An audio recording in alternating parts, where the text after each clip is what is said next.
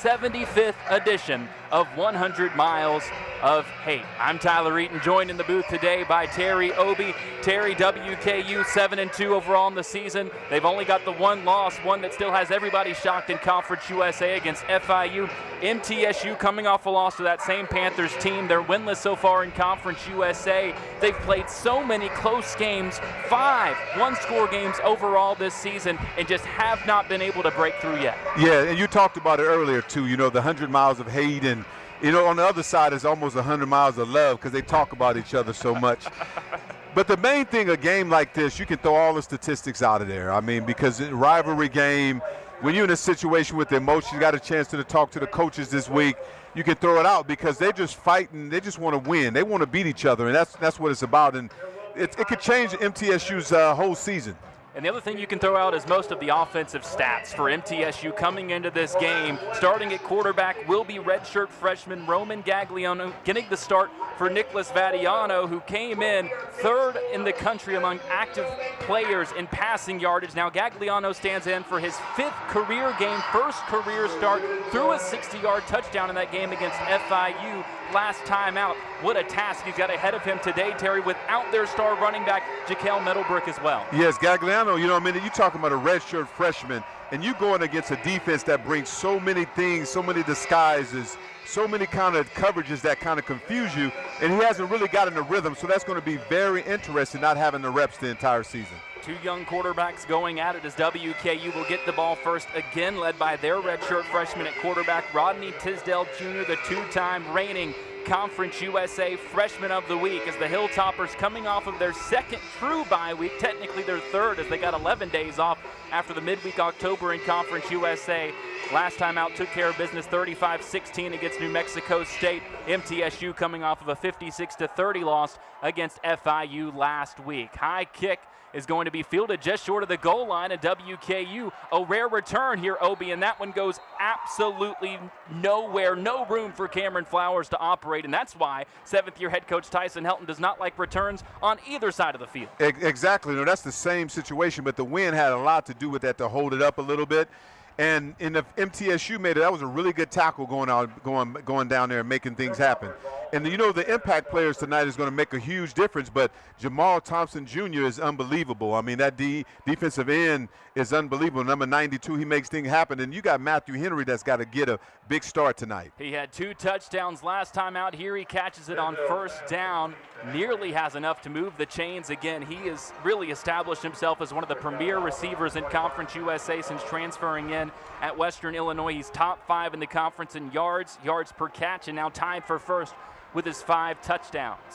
Yeah, he can make things happen. His number is 0, but he plays really for 6 or 7. He likes to score a lot. They try to get the ball deep or try to get quick sweeps to running backs. And that's what they do here with Parrish. He's up near the 30 for a first down. Interesting, as we talked to Tyson Helton as well as offensive coordinator Rick Bowie, they expected what we see already, Terry, and that's a lot of one-on-one opportunities for the receivers. There, WKU chooses to run, but Henry was over on the far side, press coverage, and now the Hilltoppers are going to look to throw. Far side has a man, he's open, diving for it, unable to hold on through the contact with the ground is Musa Berry. Yeah, what a great disguise, what a great route on there. I mean, MTSU decided to go to like a 3-high safety, and it was just one-on-one, like you said, Tyler, outside, and Musa Berry beat him, and I think that has to do with the wind too, though.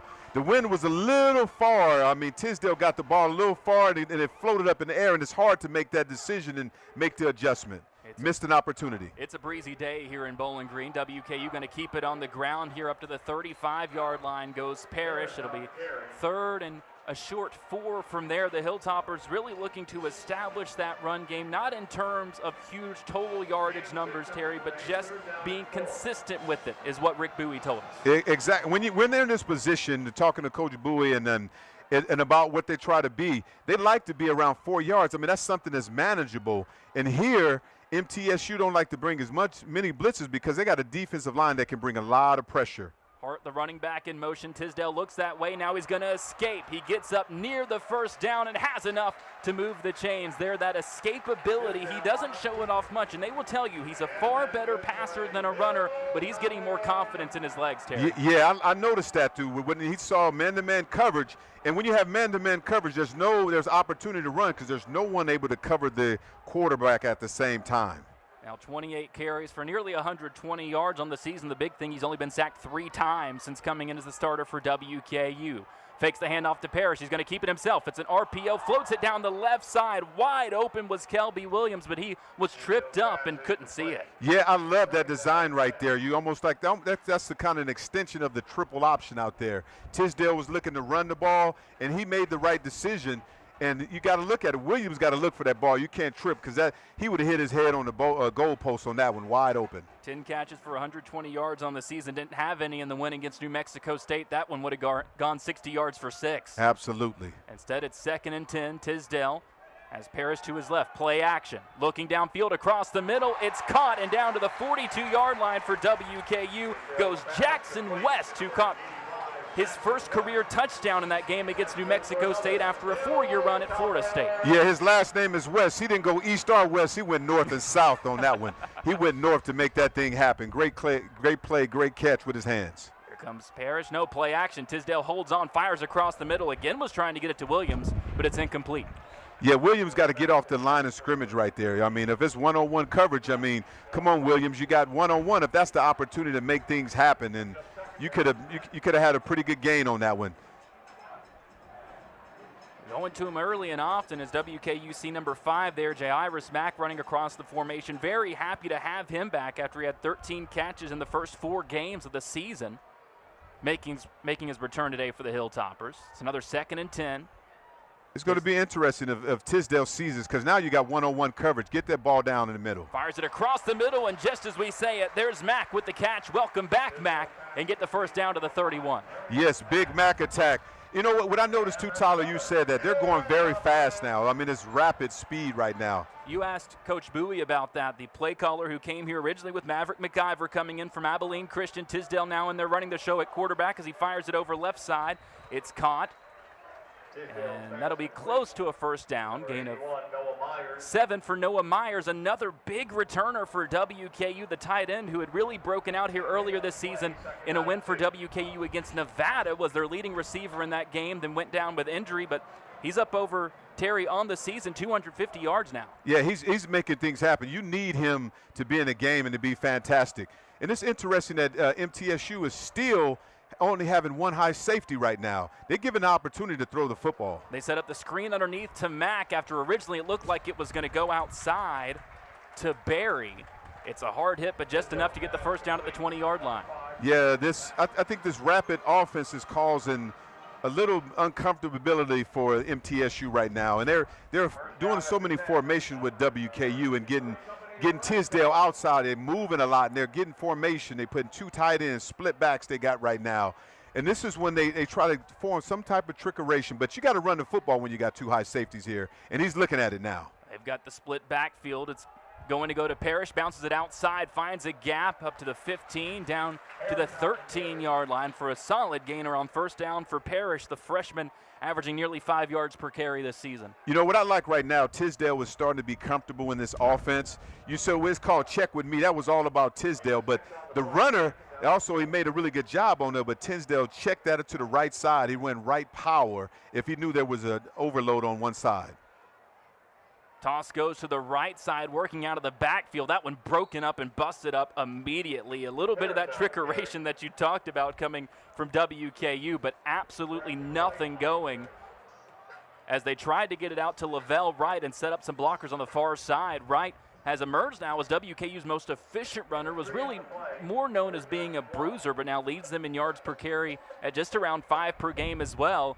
And here, Terry, we'll see if they use him in this wildcat option or if they shift Tisdale over and snap it to the quarterback on 3rd and short. Yeah, give it back to Lavelle. I mean, if he's more like he wants to be called, that's the monster truck. Or get him in space right there. Instead, they're going to throw it underneath right at the 10-yard line, fighting forward. Extra tackler comes in, but WKU is going to have enough to move the chains. I love that. I love that toughness with Henry. what we call a shallow cross is when you come underneath, catching the ball with his hands, and they're trying to strip the ball out. That was great holding the ball for that first down. Corey Smith hit him first but couldn't bring him down.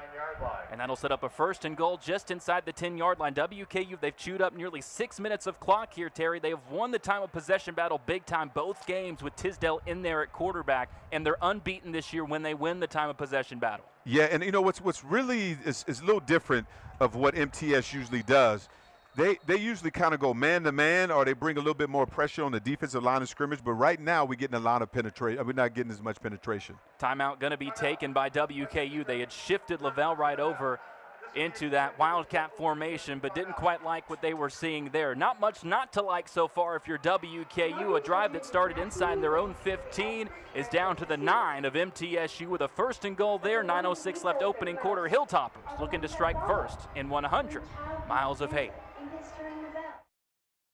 WKU knocking on the door. 1st and goal at the 9-yard line as we continue with the 75th edition of 100 Miles of Hate. WKU has just taken a slight edge in the series overall, 38-35, and that one tie thrown in there. The Hilltoppers have won 6 straight under now 7th-year head coach Tyson Helton, and if they were to win today, that would set a new mark for the longest winning streak from either side in this rivalry, Terry, overall. And if you go back even to when Tyson Helton was working on the offensive staff here at WKU, he's 8-0 overall against the Blue Raiders. Yeah, he's doing a good job, right? I mean, especially in November, he does a great job. But this is what I like, right? I mean, what WKU doing is a lot of motion. When you bring guys in motion, you can identify if it's man or zone. They saw it was zone, so you run the football. They keep it with the Wildcat with Wright barreling his way down inside the 5-yard line to the 3. That's what Lavelle Wright does. He's a bruiser. 6 touchdowns on the ground, leads the way for WKU this season, among the leaders in Conference USA, and had one of those touchdowns last time out against New Mexico State.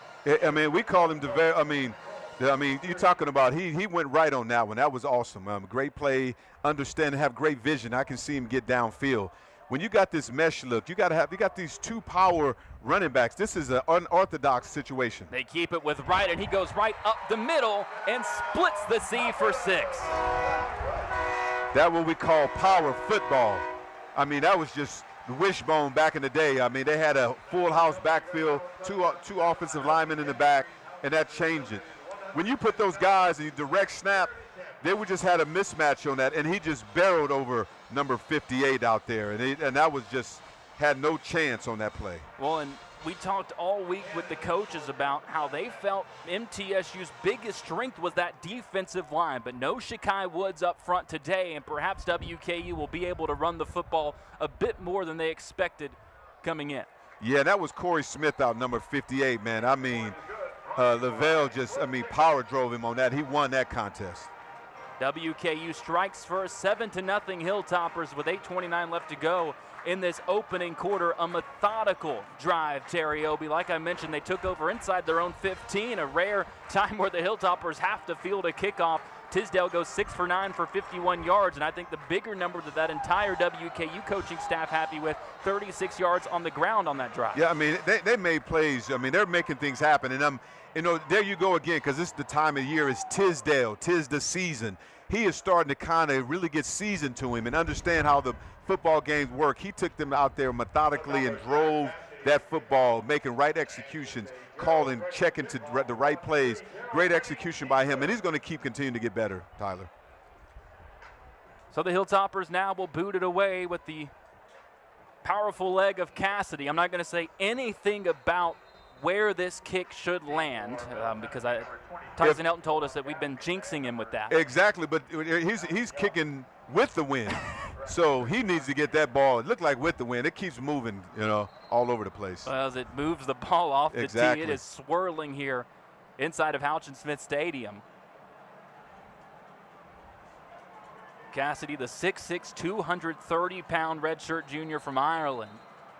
They bring him in as a specialist for long field goals. He's made a couple over 50 yards this season. You're better off kicking a line drive in weather like this, kind of a end over end. There you go. And that one will end short of the goal line and set up an opportunity for a return, but that opportunity will not be taken, and MTSU will take over at their own 25-yard line. And now we see the first career college start for redshirt freshman Roman Gagliano, the 3-star recruit from Opelika, Alabama, was a two-time region champ at Opelika High School, ranked as the 87th best quarterback nationally coming out of high school with 5,000 career yards before coming to the college level, and now stands in after throwing for 89 yards in 16 attempts last time out against FIU. So what they're going to try to do is get WKU in quick hitting situations so they can attack them. And that's what they do immediately with a short passing game to Miles Butler. They've got a solid trio of receivers between Cox, Butler, and then Cameron Lacey as well. And the tight end Hunter Tipton has really emerged as a chief target as well. WKU knew that those guys on the outside were going to be their chief challenge, and it's going to be especially true without redshirt sophomore running back Jaquel Middlebrook, who's been one of the best in the country in the passing game. Throw goes over to the far side. That one caught. Should be enough to move the chains. It's going to be right at the marker, and they may actually rule it just short. Yeah, they love those out-breaking routes, especially in first down. Great decision getting that ball. We call that Y under. I mean, he was the Y route, run a 5-yard out to get underneath, just make sure a consistent throw, easy throw, first down. So it is just short of the first down to A.J. Jones. We both talked about him before the game, the 6'3", 212-pound redshirt junior. We were both really impressed with him. And what I like about, look at WKU, is this is cover zero. They're man-to-man. There's no help on the safeties, and they're coming.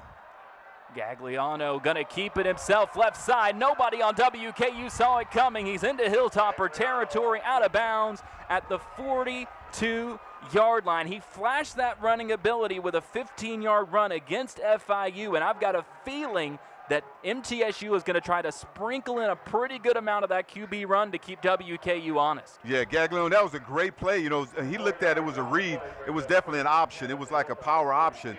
He saw that, and they overran that. He saw the opportunity to make that play and pulled it out. If he's making a decision like that, it'll be a good night. And so WKU right now is trying to mix up like a lot of the formations, give you a cover 2 and then come down and play cover 1. So to stop the running game. This time he'll hand it off on the left side. That one goes nowhere.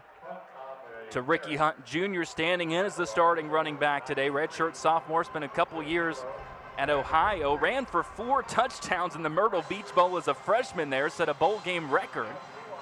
And has made his way to MTSU and has a golden opportunity here today to stand in as the starting running back as the Blue Raiders have a 2nd and 8. At the Hilltopper 40. And you notice, too, WKU is playing a lot of press so they can kind of disrupt their routes early. Those outside receivers with the corners are man-to-man so they can bring a little bit more pressure. Gagliano taking it on one-on-one with the back shoulder, incomplete that time. And you see what that does. Man-to-man calls you to kind of get the ball out early. So those receivers with MTSU is going to have to win on the outside. They can make plays, but you got to make plays when the opportunity presents itself. Was trying to connect with his freshman receiver Landon Collins, who emerged with 4 catches against FIU, and now it's a 3rd and 8. WKU shifts defensively. They told us they were going to do that a lot pre-snap. And here they come. And you can see, because when you go to man-to-man like that, you're going to bring pressure. Ball goes downfield, one-on-one opportunity, and it's overthrown, trying to connect with Butler. And here, an interesting spot, to say the least, a 4th and 8. At the WKU 40, and it looks like the Blue Raiders are going to opt to try and play some field position game here. But Coach Tyson Helton told us that he was very, very weary of some potential fakes, especially after the Blue Raiders faked a punt last week against FIU. Hey, Tyler, you're exactly right about that. They're trying to steal possessions, and the special teams is – have you noticed that he did not take the special teams out or put the punt return team in and call it safe? He kept all the starting defensive players in there and just put a returner in there. Ashton Logan takes the snap. His punt, a low one. We'll see what kind of hop it takes. That one positioned extremely well, and it's going to roll down inside the 5-yard line. What a coffin corner punt in the most untraditional way possible from Ashton Logan. You mentioned you got to kick him low when it comes to this win. Logan was able to do just that to pin a Hilltopper offense that just drove down nearly 80 yards. They'll have to go almost 100 if they want to score a touchdown on this drive, starting at their own 4, but leading it 7-0. Back with you here at WKU, 7-0. The Hilltoppers leading it over MTSU in this Conference USA battle. WKU trying to stay near the top of the pack in the hunt for a Conference USA title. We're going to find a lot out about that later today with Kennesaw State and Jacksonville State facing off, as MTSU really trying to find a breakthrough, Terry, under second-year head coach and long time coach Derek Mason. Had a run at Vanderbilt before landing here at MTSU. This team has played in 5 one-score games this season. That's tied for 12th in the country, but their 20% winning percentage tied for 112th this season. Yeah, I got a chance I coached with Coach Mason. He was at Stanford when I was there too. So you talking about he's a ball coach. He knows a lot about the game, and especially the defensive mind. He's really good at that. After that run at Vanderbilt was at Auburn and then Oklahoma State before taking the MTSU job. Gain of 1 has WKU with a 2nd and 9 at their own 5-yard line. And it looks like pressure. I mean, right now, this is MTSU 55% of the time. First and second down, they do cover 3. They have 3 high safeties, and then they have 1 high safety, and they bring the 1 safety down low.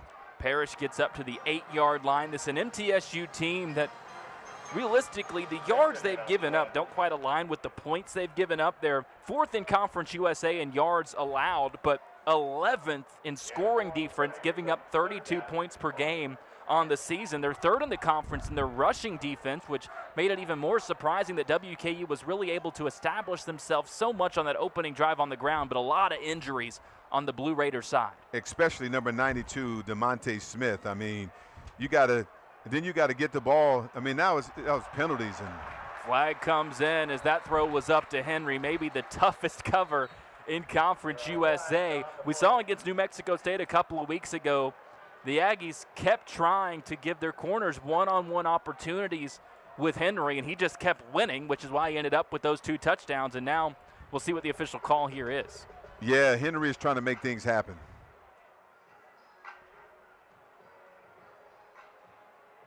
Well, we think we're getting ready.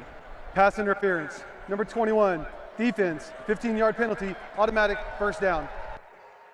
So it is a pass interference against Abdul Muhammad, the starting corner for MTSU. Yeah, he was there. That was bad for him, because when you turn around, that's what happened. He didn't look for the football, and you make plays that way. But right now, MTSU has got to make something happen. You got to get number 92 involved in the game, because he's that defensive tackle that can make things to DeMonte Smith. He is all-purpose, one of the top guys in the conference.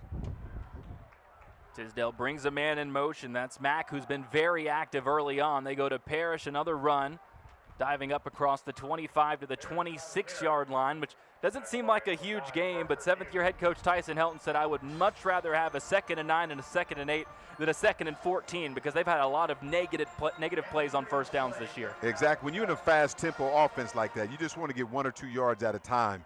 And I don't understand what MTSU decide to do. They're just going to go and be 55% of their time, and they're just going to go 3 highs, 1 high safety, and now you got the opportunity for the passing game, especially on the crossing routes. Tisdale looks to the running back. Parrish gives it to him. He's chopped down trying to get around the sideline. We'll see where they say he stepped down. It was back around the 29-yard line, so a 3rd and medium on the way. Yeah, I mean, I'm liking the way we talked to the coaches this week. I mean, the entire time, Coach Bowie said we got to start getting the ball into the running back's hands a little bit in space, and they can start making things happen. Yeah, but MTSU right now, when they bring the safety down, they try to go 60% of the time. They try to bring some type of pressure. Rollout set up, and it sails over the head, that time wide open.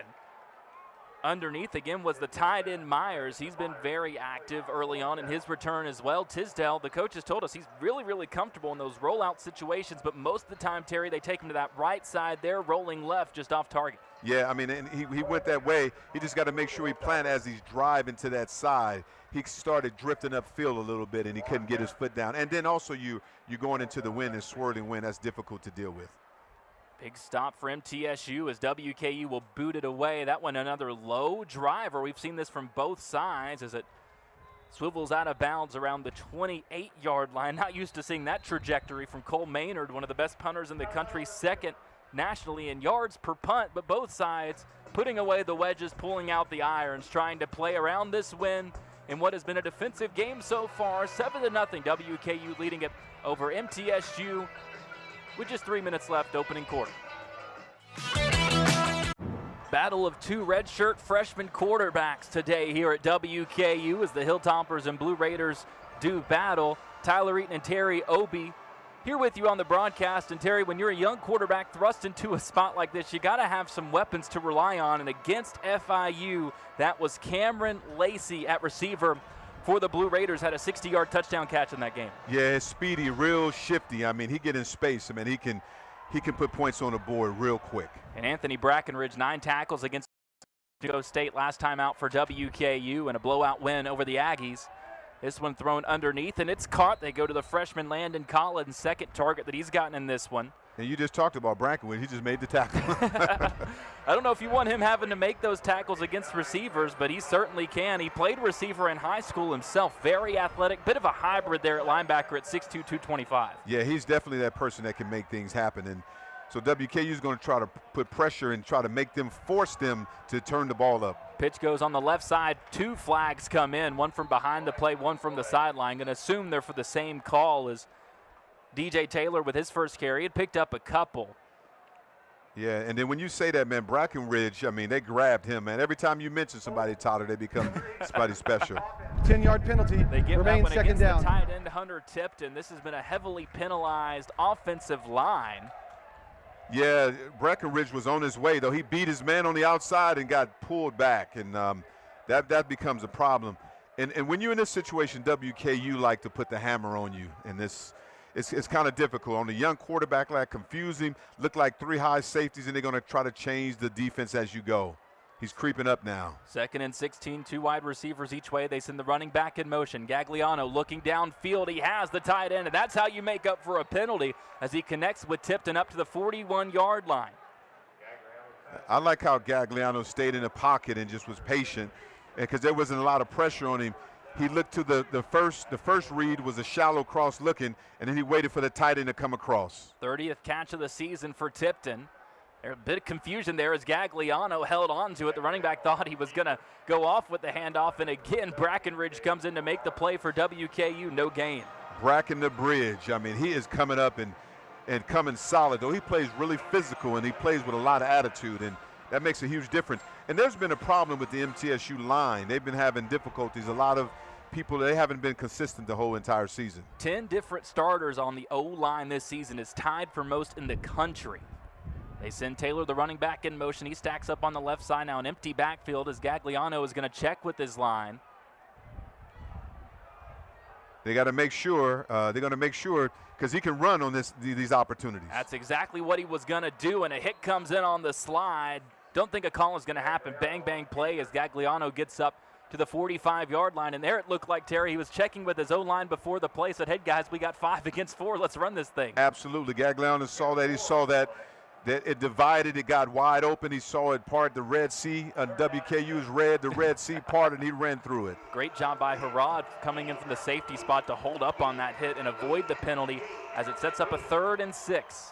2 receivers bunched together on the right. Yeah, he's going to have to get the ball quick. They look like pressure, look like NCAA blitz. He flings it out to the running back on the left side. Harrod can't catch up. We'll see what the spot is. It's going to be a yard short. Stepped out of bounds. Wow.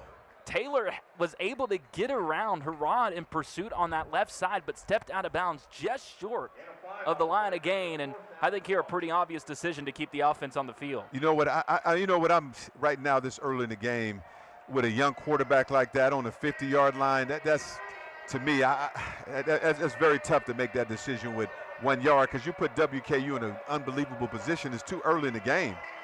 They bring in the blocking tight end, Evan Potitzer, to load up that front. It's a pistol formation, 4th and 1 at midfield. Gagliano keeps, drops it off underneath. Great open field tackle, and MTSU is going to turn it over on downs. Nazir Ward comes in to make the play and shut down that drive. Yeah, I mean, it wasn't really comfortable with going with that this early in the game, but great job by Ward recognizing, because they like to get that ball out quick in the flat to the running backs. Now you put yourself in a situation where the game has changed. Field position so early, they get 14 points. It makes a huge difference. Needed to gain a yard, lost one instead. Ward followed that all the way for his 3rd tackle for loss of the season out of that cornerback spot. And it sets WKU up at the MTSU 49-yard line. Another drive for Tisdale, 7 for 11, only 54 yards so far. And this is when coaches like to go sudden change after a turnover. He rolls out to the right. It's a double move down the sideline. Throws a dart. It's caught by K.D. Hutchinson down to the 15-yard line. He started inside, went out, went back up on the sluggo, and they connect for the big gainer. Yeah, we call that sudden change in that quarterback room, in that room. Once you have a turnover, we got to score really quick when we get that ball, and K.D. take it to the Hutchinson. But you know what? On that play, he was Clutchinson. 34 yards on the gainer, and that brings the opening quarter to a close. We said WKU was lacking the big plays in the passing game. There they get one from K.D. Hutchinson. WKU driving once again as we're through one quarter. It's WKU 7, MTSU 0 from Bowling Green. Raising funds for a track chair. 5th edition of 100 Miles of Hate, and also here at WKU celebrating the 25th anniversary of the Hilltopper Sports Satellite Network, this partnership between WKU Athletics and WKU Public Media that puts these broadcasts on for us has been the ultimate hands-on experience for WKU students, providing hundreds of thousands of hours of paid training. In their first season, they delivered 13 live WKU Lady Topper basketball and Hilltopper basketball games, and are now in the process of producing their second of 5 games in 6 days that can reach up to 70% of the U.S. population.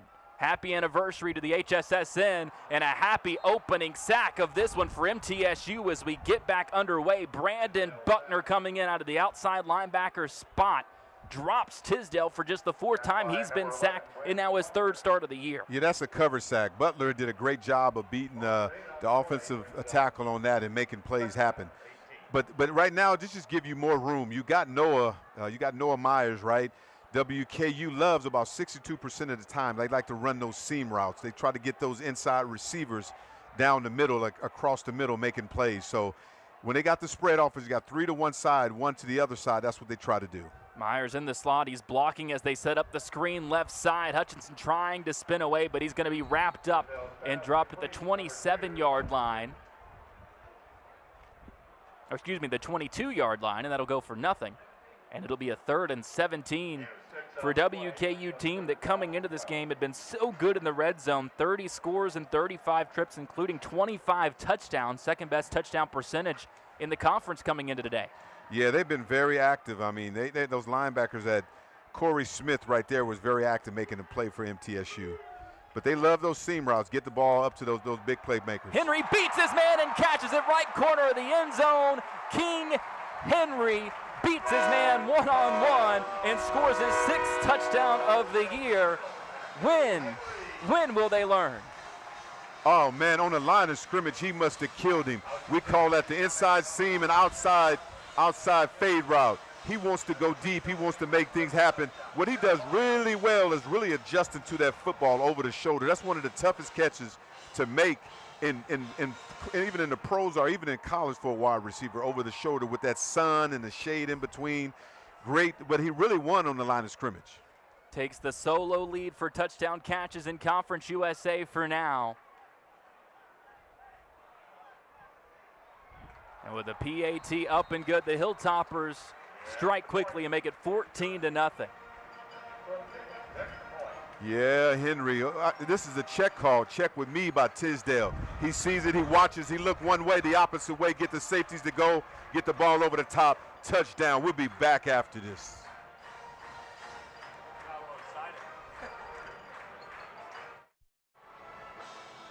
Twelfth catch of 20 or more yards for Matthew Henry on the season. Makes it 14-0 WKU over MTSU in this 100 Miles of Hate matchup. Tyler Eaton and Terry Obie with you, watching from the booth as the Hilltoppers push themselves back with the sack, Terry, when they came out there with that near goal-to-goal situation, but still found a way to come away with points. Yeah, you know, and actually really for an offense, it's good to have a little bit more, when you're in the red zone, a little bit more room so you can run your whole package that can develop it.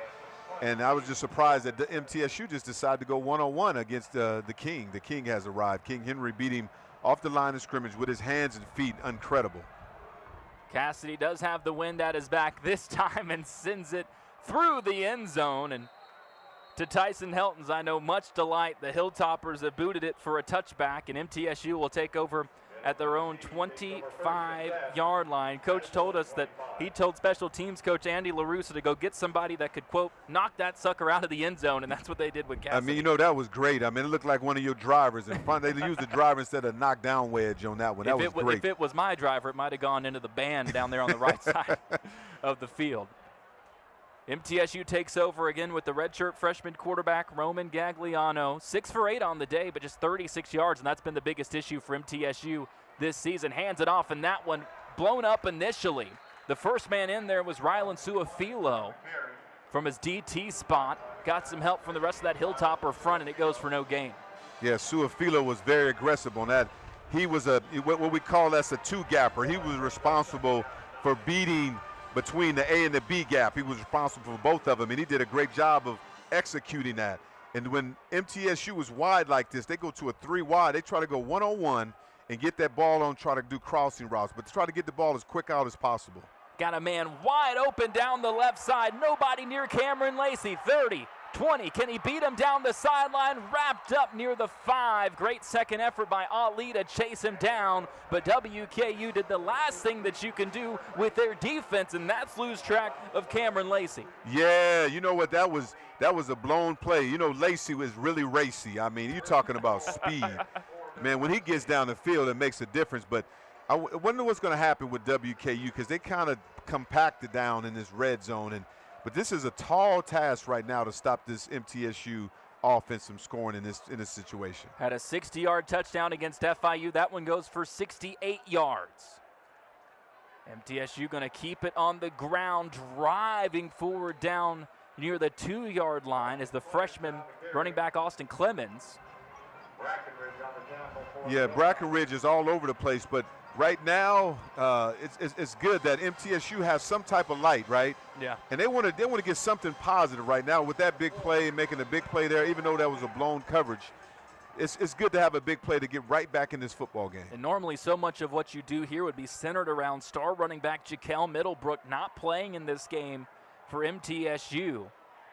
They've got Clemens still in there to the left side of the quarterback, Gagliano. It's a play action. He's going to keep it himself. WKU all over it in the backfield. Gagliano at least able to surge forward to about the 3-yard line, so it only goes for a loss of maybe a half a yard. Easily could have been more. Yeah, Gagliano, he kind of gives that away. When he go to the head, looked like he's changing the play. Both times he did that, it was a run play, so he's got to be careful of giving those tendencies away. And it looks like each time that they've tried to do that exact same play with Gagliano, the running back has run away from the football, so it really hasn't been much of a fake. So you're better off getting him on some type of sprint out. He needs to, and then I would love to see number one-on-one with number 6, A.J. Jones on the top side to get him the football.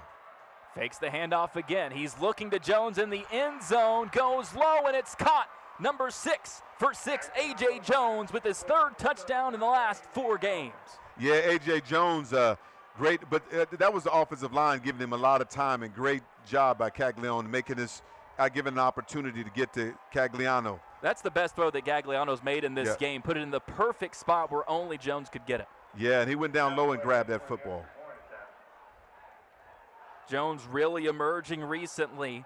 Reels that one in, and a much-needed score and scoring drive for MTSU after the 68-yard catch from Lacey sets them up at the 5-yard line, able to punch it in with the Jones catch. And with the PAT, it's a 7-point game here in Bowling Green. WKU 14, MTSU 7. Gagliano 8 for 10 for 107 yards and a touchdown in his first start for the Blue Raiders. How will Tisdale and WKU respond? We'll find out together after this.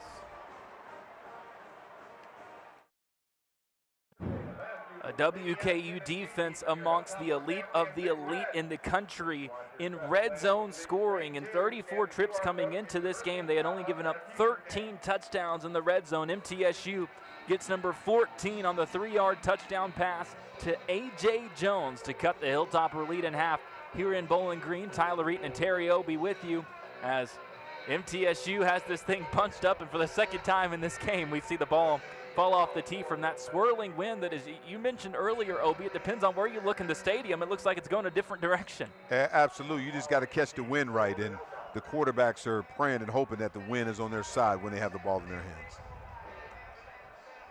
Hilltoppers have 2 returners back. Flowers brought one out earlier, was stuffed at the 13-yard line. We'll see if they opt to return it again regardless of where it lands. He'll take the fair catch, made its way to the end zone regardless, and the Hilltoppers take over at their own 25-yard line. Rodney Tisdale, 10 for 14 through the air, 111 yards. Had a 5-yard run, but a net negative with the sack that he took before he threw the touchdown pass to Matthew Henry on the last drive. Yeah, I mean, so right now, I mean, it's just got to regroup. I mean, that was a great job by MTSU taking the ball and driving and getting themselves right back in the football game. So you got to forget about the record and everything when you playing against these teams are playing against each other. And one of their dynamic players have to show up. DeMonte Smith, number 92, has got to make, if there's going to be something happen, he's a difference maker that can really help MTSU. WKU's offensive line moved as Henry was in motion right to left. Offense, 5-yard penalty, One-on-one first down. opportunity there for the Hilltoppers. Instead, Marshall Jackson, the left tackle who has been so good this season, a one-time Conference USA Offensive Lineman of the Week, second team All-CUSA last year, jumped, making his 24th start for the Hilltoppers. You know, no, I mean, I get that. I understand that. When you got DeMonte Smith over you, I mean, this guy's going to play on Sundays. I mean, you got to get ready. You got to be locked in playing against him. Handoff goes to the left side. Not much doing. WKU was really able to establish themselves on the ground. We were a bit surprised about it on that opening drive, but it has been shut down since then. Yeah, they're stepping up, making plays, and MTSU is trying to make some adjustment and bring their linebackers in the box when we come tighter in the box. But that'll make them vulnerable for some of the passes down the field, like some of the curl routes with these receivers. Those are going to be wide open. Tisdale looking downfield, comes back to Henry on that curl, as you called it, on the near side, breaks the tackle and gets free down the sideline, 40 at midfield. They're going to say he stepped out of bounds, back a late whistle at the 43-yard line, but regardless, another big completion to Matt Henry. You called that one to a T. Yeah, I mean, you playing cover 3. What he went down is put his foot in the ground, run that curl route, caught the ball, went inside fake outside, because you know what? You don't want to go inside as a receiver because those crocodiles in there trying to hit you. Here comes Hutchinson on the screen. He's pushed out of bounds past the 45-yard line. We'll see where they officially spot it. Looks like it'll go for a gain of 4 to the 47-yard line. Hutchinson already 3 catches. Matt Henry now with 4. WKU after that New Mexico State game. Now 4-0 on the season when either of those two get to 5 or more catches. Oh, wow. When you put those guys on the field and they making plays, it's a big difference. And now you got 3 receivers at the top, 2 at the bottom. Could be opportunity for Tisdale to maybe get a quick out. It's exactly what he does. That one reeled in by Jairus Mack, his second catch, already up to 3 catches in the ball game now. And his return after such an electric start through the first 4 games with 13 catches. Yeah. When you got the 3-by, I mean, that's definitely a tendency with WK. You got a 3-by-2, 2 receivers on one side, 3 on the other side. The outside guy runs deep, taking the safeties deep, and the inside guys just go a 5-yard and out. Now, and you're in a situation with this fullback in the backfield. How often do you see the I formation from WKU? Run power. They've got the power back with Wright in there, and a timeout is going to be called by the official.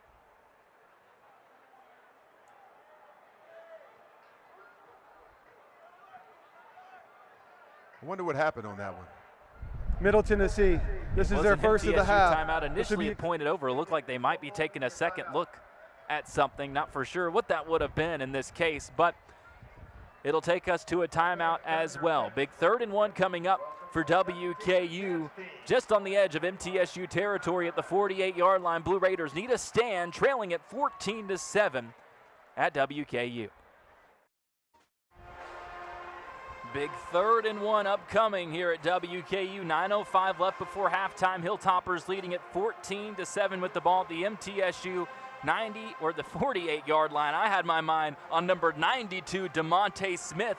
for the Blue Raiders. See if this will be the first time we really see him make a huge impact in this game. The highest graded defensive tackle in Conference USA so far this season, as the Hilltoppers shift over Lavelle Wright into the Wildcat. He's going to keep it up the middle, and there is that Blue Raider front that goes nowhere. Drop it back a yard, and leading the charge, none other than DeMonte Smith. Yeah, DeMonte Smith would crash the whole side down. He's going to play on Sunday. I mean, that was unbelievable. Destroy the offensive line and took away 2 or 3 blocks. I mean, they won the line of scrimmage on that. MTSU's look like they're a little fired up and is excited about what's going on. Look at big guy right there say, yeah, I ate you up tonight. Now with 9.5 tackles for loss on the season, came into today in a tie for 3rd in Conference USA in that department. The Hilltoppers gonna punt it away. This one another low one. That one gonna sail. Will it check up just short of the end zone? Might have had a chance to, but charging in and unable to hold on to it was WKU. It looked like, Terry, that one might have checked up if Javen Mack could have reeled it in, but just couldn't control it. Yeah, it looked like he had his sand wedge on it, a little spin on it. Oh, he got to get there a little quicker and bat the ball, but he hesitated.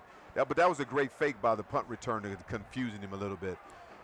And here, MTSU, to get themselves back in the game, they're very aggressive. In this situation, they're going to try to get a play down and get that ball to one of their playmakers. Immediately look to throw. They go outside, and it's dropped right off the hands of Tavion Galloway. The transfer from Purdue was a 4-star tight end, ranked number 4 nationally coming out of high school by ESPN. Had a catch for 20 yards against FIU as they're trying to get him involved in this offense. Just couldn't hang on the out route that time. Yeah, he tried to catch the ball and turn of field before he had it. I mean, he was wide open. That was a good pass, but you got to make sure you secure the catch first and then makes things happen. Gagliano now 8 for 11, 107 yards and a touchdown. Snap comes in, wasn't expecting it as a flag comes in now. They're going to blow this dead after the fact. MTSU thought that WKU jumped. The Hilltoppers thought there was motion from the Blue Raiders. We'll see which side the penalty goes on, as they're going to discuss this one because the flag came in so late. Yeah, but what's so confusing, I'm surprised they didn't let the play go. Offense, not all 11 players were set prior to the snap. 5-yard penalty, 2nd down. So it goes against MTSU because they weren't all set. But you got to let the play go, though, because he snapped it, right? I mean, I don't know why would you stop but I guess there's something they saw that I didn't see. It's a penalty that should blow the play dead if it's called on time. I think the unexpected nature of the snap threw that off a bit. Yeah. Because the center, I think, was the only player on the field that knew he was going to snap that football. And it got him totally off guard. You see, that's the big thing when you have a different quarterback, too. The communication sometimes lack. 2 wide receivers bunched together on the right, 1 left. Gagliano stands on the left hash. Yeah, 62% of the time they like to get the ball out quick here. He's looking downfield, takes the chance, 1-on-2, jump ball. It's an interception that's dropped. Wow. Yeah, they were both playing for the football. What a great play. Going against the wind right there, the ball hangs up. Dylan Flowers will take the pass breakup, had an opportunity to reel that one in. There's a flag behind the play as well, 2 actually at the line of, or around the line of scrimmage. Looked like holding, or no legal man downfield. I think that's going to be the call. That might have been a play ineligible receiver downfield. Number 63, offense. Penalty is declined. Result of the play is 3rd down. Perhaps they were looking for a quick pass, and the lineman got downfield. Yeah, it looked like perhaps a screen was being set up, and instead takes the deep ball. WKU declines the penalty anyways, and it's 3rd and 15. Yeah, I mean, because you know what, really, 62% of the time they run a screen. I think the quarterback was kind of confused on that and made a mistake and sent the quarterback and sent the receiver deep. But right now, you're in a situation where they're getting ready to change this. WKU is going to bring some type of pressure. They've got it stacked up on the right side of the line. And then they switch back, and that's safety 1 hole. Only bring 3. Ball goes left side, nearly intercepted, but it's caught, and it's going to be enough for a 1st down. What a precision throw to move the chains that time from Gagliano. Yeah, and MTSU is going to try to get on that line of scrimmage really quick, get that ball out right. They got out of that one right there. That could have easily been a pick. And a great second effort from Amarian Walker to move the chains. Now the Blue Raiders go on the ground. They have not looked to run it too much in this ball game. So MTSU is feeling something on the left side. They've been able to run the ball pretty consistent, but if they go fast, because they're similar to WKU's offense, they like to get the quick hitting, quick slants, quick outs. When they get two receivers on that side, they want the inside guy on the out and the outside guy deep, and then they have one guy on the outside man-to-man. Look for this receiver in the open field to get that number 6, Lacey. They fake it to Hunt. Gagliano breaks away from 2 tacklers. He's going to get outside to the left. How did he find a way out of that? Has a blocker downfield, makes another man miss. 30, 25, 20 down the sideline. Jukes another one, and he's down to the 2. Wow. A quarterback, man, he looked like a running back out here. That's definitely a surprise. They wasn't ready for that. He faked the shoes out of a few people. Oh, my goodness, in space. He faked a couple of people out. Oh, with an outside move, cut. Oh, dig. Oh, my goodness. Put his feet up. Did not go out of bounds, looking for him to go back, cut back inside. Made a lot of plays. They're already set up at the 2-yard line. Gagliano looking one-on-one, throws the fade. It's incomplete. A lot of contact back and forth that time. Was trying to connect for the second touchdown to A.J. Jones. That one goes as a 64-yard run for Gagliano for an MTSU team that ranked last in Conference USA and 122nd in the country in explosive plays coming into today. Gagliano so far has been the fix. Yeah, Gagliano, I mean, that's the reason they haven't been. He needs to be in there and running that football. That was incredible to make plays. He looked like a running back in space on that, and it fooled WKU. How can you practice that if you have never seen a guy really play? You don't know what to expect. Already one red zone touchdown given up by WKU. Came in with the best touchdown percentage in Conference USA. Might get some help here as the play clock hits 0, and that's going to walk it back 5 Delay yards. game. There you Offense. see 5-yard penalty. Second down. the first-time starter. I mean, they've been really positive, and you don't want to hurt yourself in this situation because you're making plays. That one big play, that one big throw was huge, and then the run to get yourself back in a situation that was 14-7, and now you can get yourself in a situation you can tie this game up. Gagliano with 90 yards on the ground, 128 through the air. After last season, Nick Vattiato against WKU threw for 456 yards, a career high. And you know they're going to try to get Lacey the football, especially one-on-one. I'm trying to get him the football as much as possible. They floated up into the corner of the end zone. It's overthrown. Two defenders were there anyways as they tried to set it up for Lacey. Had three receivers bunched out on that side, brought two across the middle. Lacey drifted out to the corner, and WKU was all over it. Yeah, I mean, of course. I mean, but MTSU this is going to be a football game. I mean, you forget the record, forget everything. They're so competitive. And now they got to get these MTSU like to get these tight ends involved with some type of crossing routes. If you can get those guys in and those mesh route against one-on-one coverages by WKU, you can possibly get a score. But WKU going to try to pack that box and not bring as much pressure, but bring a lot of people back. Third and goal. Gagliano again goes corner of the end zone. It's incomplete. Had a chance that time with Miles Butler. Had fingertips on it, but couldn't reel it in. Yeah, that was a different route. He should have kept his shoulder on the outside instead of turning back for the football. He probably would. It was a good throw. And I think that maybe there's a miscommunication between the two, and it's one spot if you're Butler, you're used to that pass being positioned one way from Vattiato versus where you're going to get it from Gagliano. Yeah, absolutely. But most of the time, receivers, to turn back like that, you kind of lose your space and you lose where you're at to know where the football is at.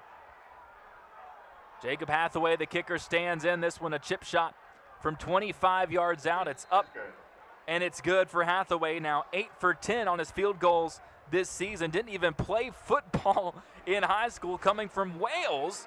Played soccer, tennis, rugby, and golf before ultimately finding the sport of football after playing as a soccer player at West Virginia Tech. Actually works with the same agency, Leader Kicking, that Jack Cassidy works with for WKU. Lands a spot with the Blue Raiders and has been excellent this year. 80% on his kicks, hasn't missed a PAT either, and that field goal cuts the lead to 4. Exactly, and then Coach Mason is over there, is hot right there because he thought that WKU was lined off sides or something. He was making sure the referees understand you know what? They got that. They got that call, but you owe me one. He was in their face and arguing with them, but he's got to be careful what he's going to do. Wouldn't be surprised if he's a little upset with a physical play between the corners and the receivers. They let a lot go down there in that possession. But the Blue Raiders still able to walk away with 3 as the ball falls off the tee again.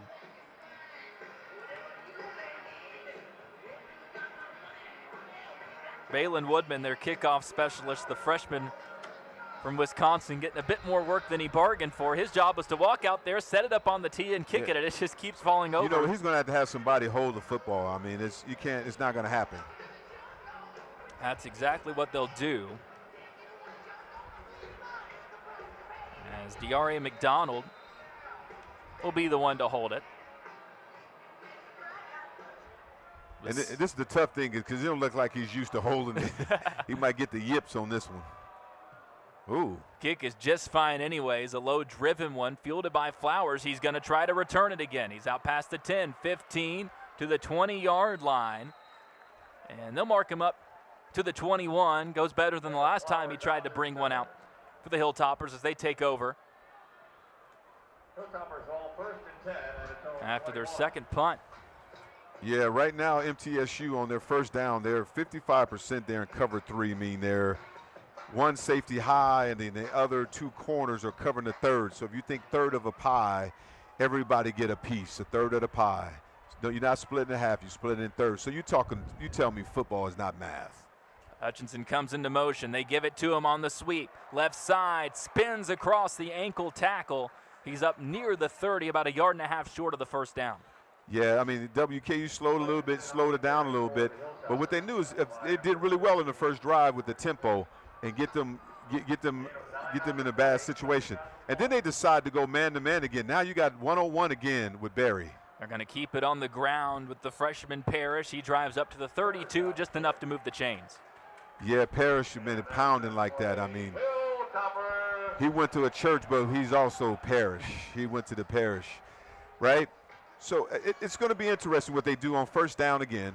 They love to go cover 3. The curl routes, the underneath routes are there because you put the safety down there to support the run. And you're going really quick. Look like a bunch formation. There's no safety. It's going to be a quick sweep. They go right back to Hutchinson. He's across the 40, has a blocker past midfield and spun down at the 47-yard line. 2 carries already on this drive for K.D. Hutchinson. Had 8 on the season for 42 yards coming into today, and they're finding a lot of gadget ways to get him involved. I'm impressed by K.D.'s Hutchinson. He's almost like a running back, but I like how he carries that football. He carries it, it's tight enough, but it's not too tight like you carry a baby. You hold it, but you don't hold it too tight to squeeze it out. WKU tries to go back to him, this time downfield. It's broken up.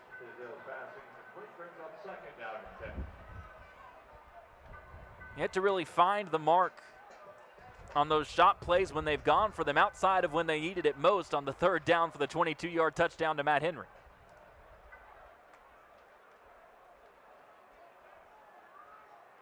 So a 2nd and 10 at the 47-yard line. 3 receivers to the left, including the tight end Myers. Yeah, you got to get it out to the running back if you can. Fires it on a curl. This one caught and spinning outside is Musa Berry for a first down across the 35-yard line. I love that combination, what they call the flood route. You put the running back out in the flat, and then you put the outside receiver Berry on a curl route. Great example of having patience by Tisdale. Now you got 2-by-1. I'm looking for Berry to make something happen. You one-on-one, get the ball up to him. That one goes for 14. They throw it to him on the slant. It's caught, breaks the tackle, makes another man miss at the 20, and he's down near the 10.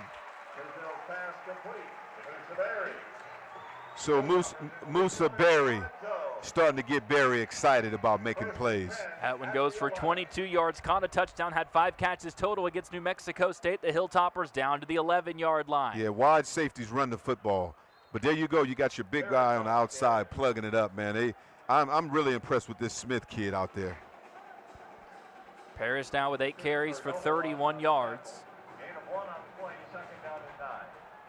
Can still get a first down at the 1-yard line. And you know what? You remember this, you got this. This bunch, this 3 receiver set. Look for West to be something special. If you can get him down the seam, because when you bunch, they're expecting you to get wide. If you can get sneak that tight end on like a tight end pop pass kind of underneath, It goes up the middle. Parrish bursts through down near that first down marker. They're going to mark him down at the 3-yard line, so the knee must have hit as he dove forwards. They brought Hutchinson in the motion there to confuse it, and MTSU had all their eyes on KD Hutchinson, and Parrish just exploded out of the backfield.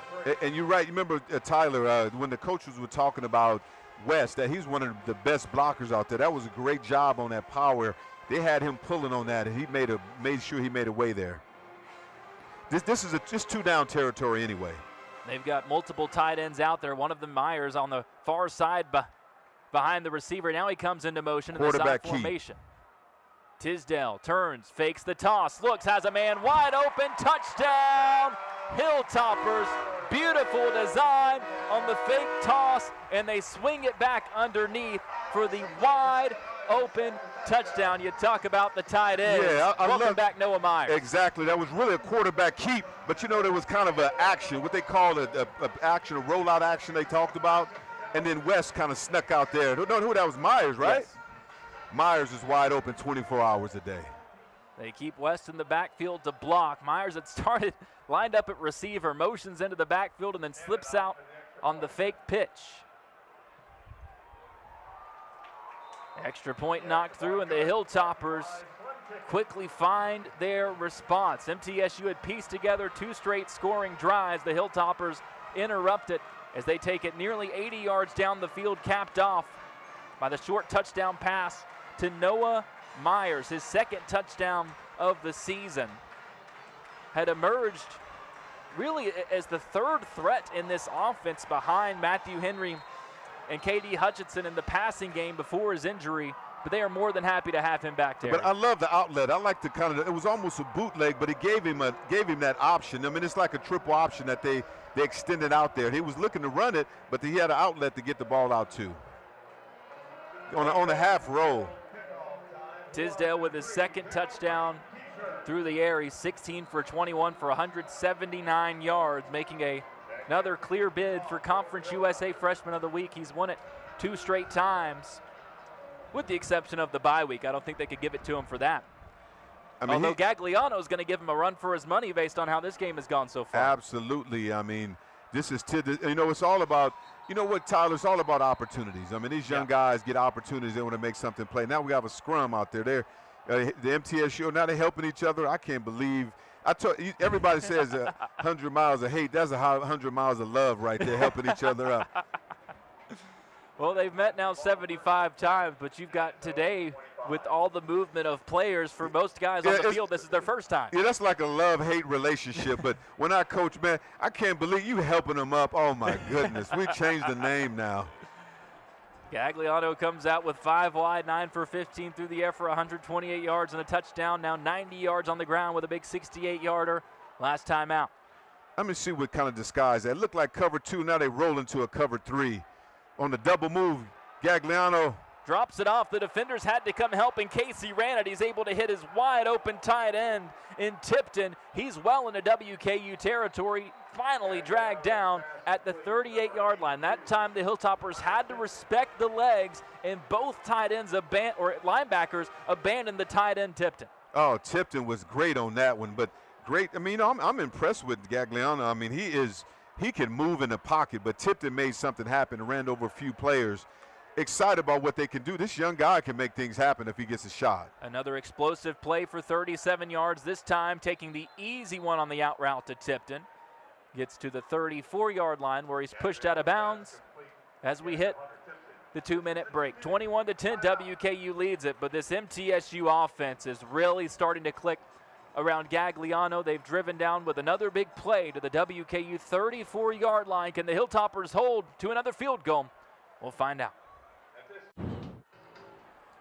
MTSU knocking on the door again. It was a slow first quarter for both sides. WKU dominated possession, led it 7-0 after the first. Both teams now have picked it up, both in terms of the scoring and the pace as we get back underway with 1:57 left before halftime. WKU leading it 21-10, but the Blue Raiders with a 2nd and 6 at the Hilltopper 34-yard line. Yeah, Gagliano, I mean, I've really been impressed with him. Like on first down, 62% of the time, they usually like screens or RPOs or some type of quick hitting play. but he's been able to run the football pretty well too. He's got an empty backfield. Hilltoppers bring blitz. First man misses. Gagliano just able to get away and get rid of it as he was being thrown to the ground by Malatumau. And pretty elusive. I mean, he's got pretty good feet. I mean, he's not a bad kid. I mean, I know we had the other quarterback, Viatado. He was a veteran passer, quick release.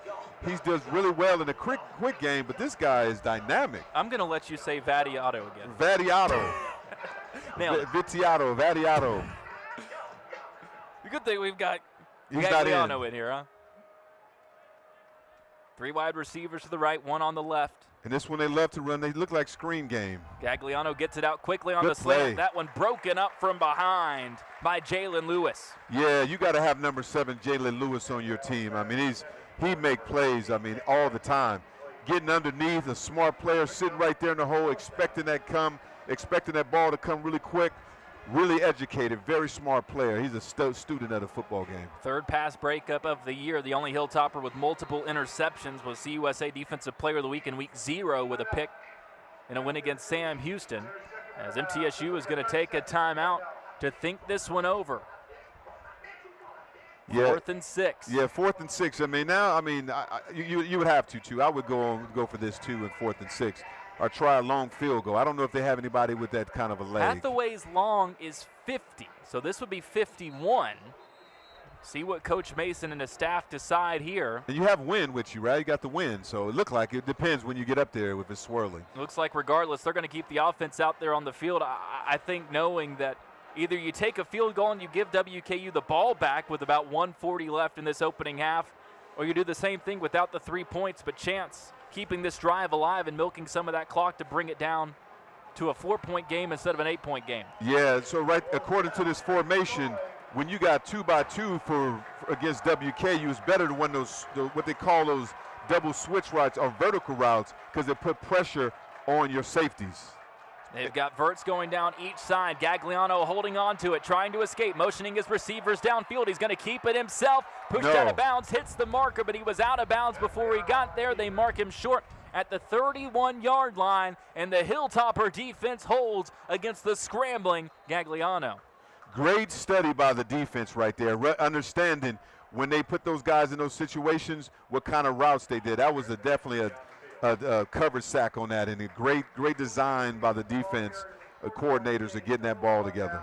There's an offensive lineman down behind the play for MTSU as Braxton Myers was the one to chase him down and make the play defensively for the Hilltoppers. And with all the turnover, Terry, that MTSU has experienced on the offensive line, the last thing they can afford is an injury. They've started 10 different players, one of them down there, number 61, Otto Jansa Van Rensburg. Oh, wow, say that again. Otto Jansa Van Rensburg. Yeah, I mean, that's big time, man. That's why they got you here, man. Man, I hope he's okay. I mean, you hate to see those guys. They've been losing a lot of people on the line of scrimmage, like you said, Tyler. It's very difficult for anybody to do anything. And I'm a little nervous watching him now. His neck is not moving. Nothing is moving. So we got to really pray, Hilltopper Nation, to make sure this kid is okay, because football is okay. We don't want anybody hurt or can't move at all. So I hope this kid's able to get up. It's his 5th game of the year that he's played in for the Blue Raiders. Freshman 3-star recruit from Sevierville, down around Pigeon Forge, Gatlinburg area. Yeah, this is not looking like a normal injury. I mean, I hope he's okay.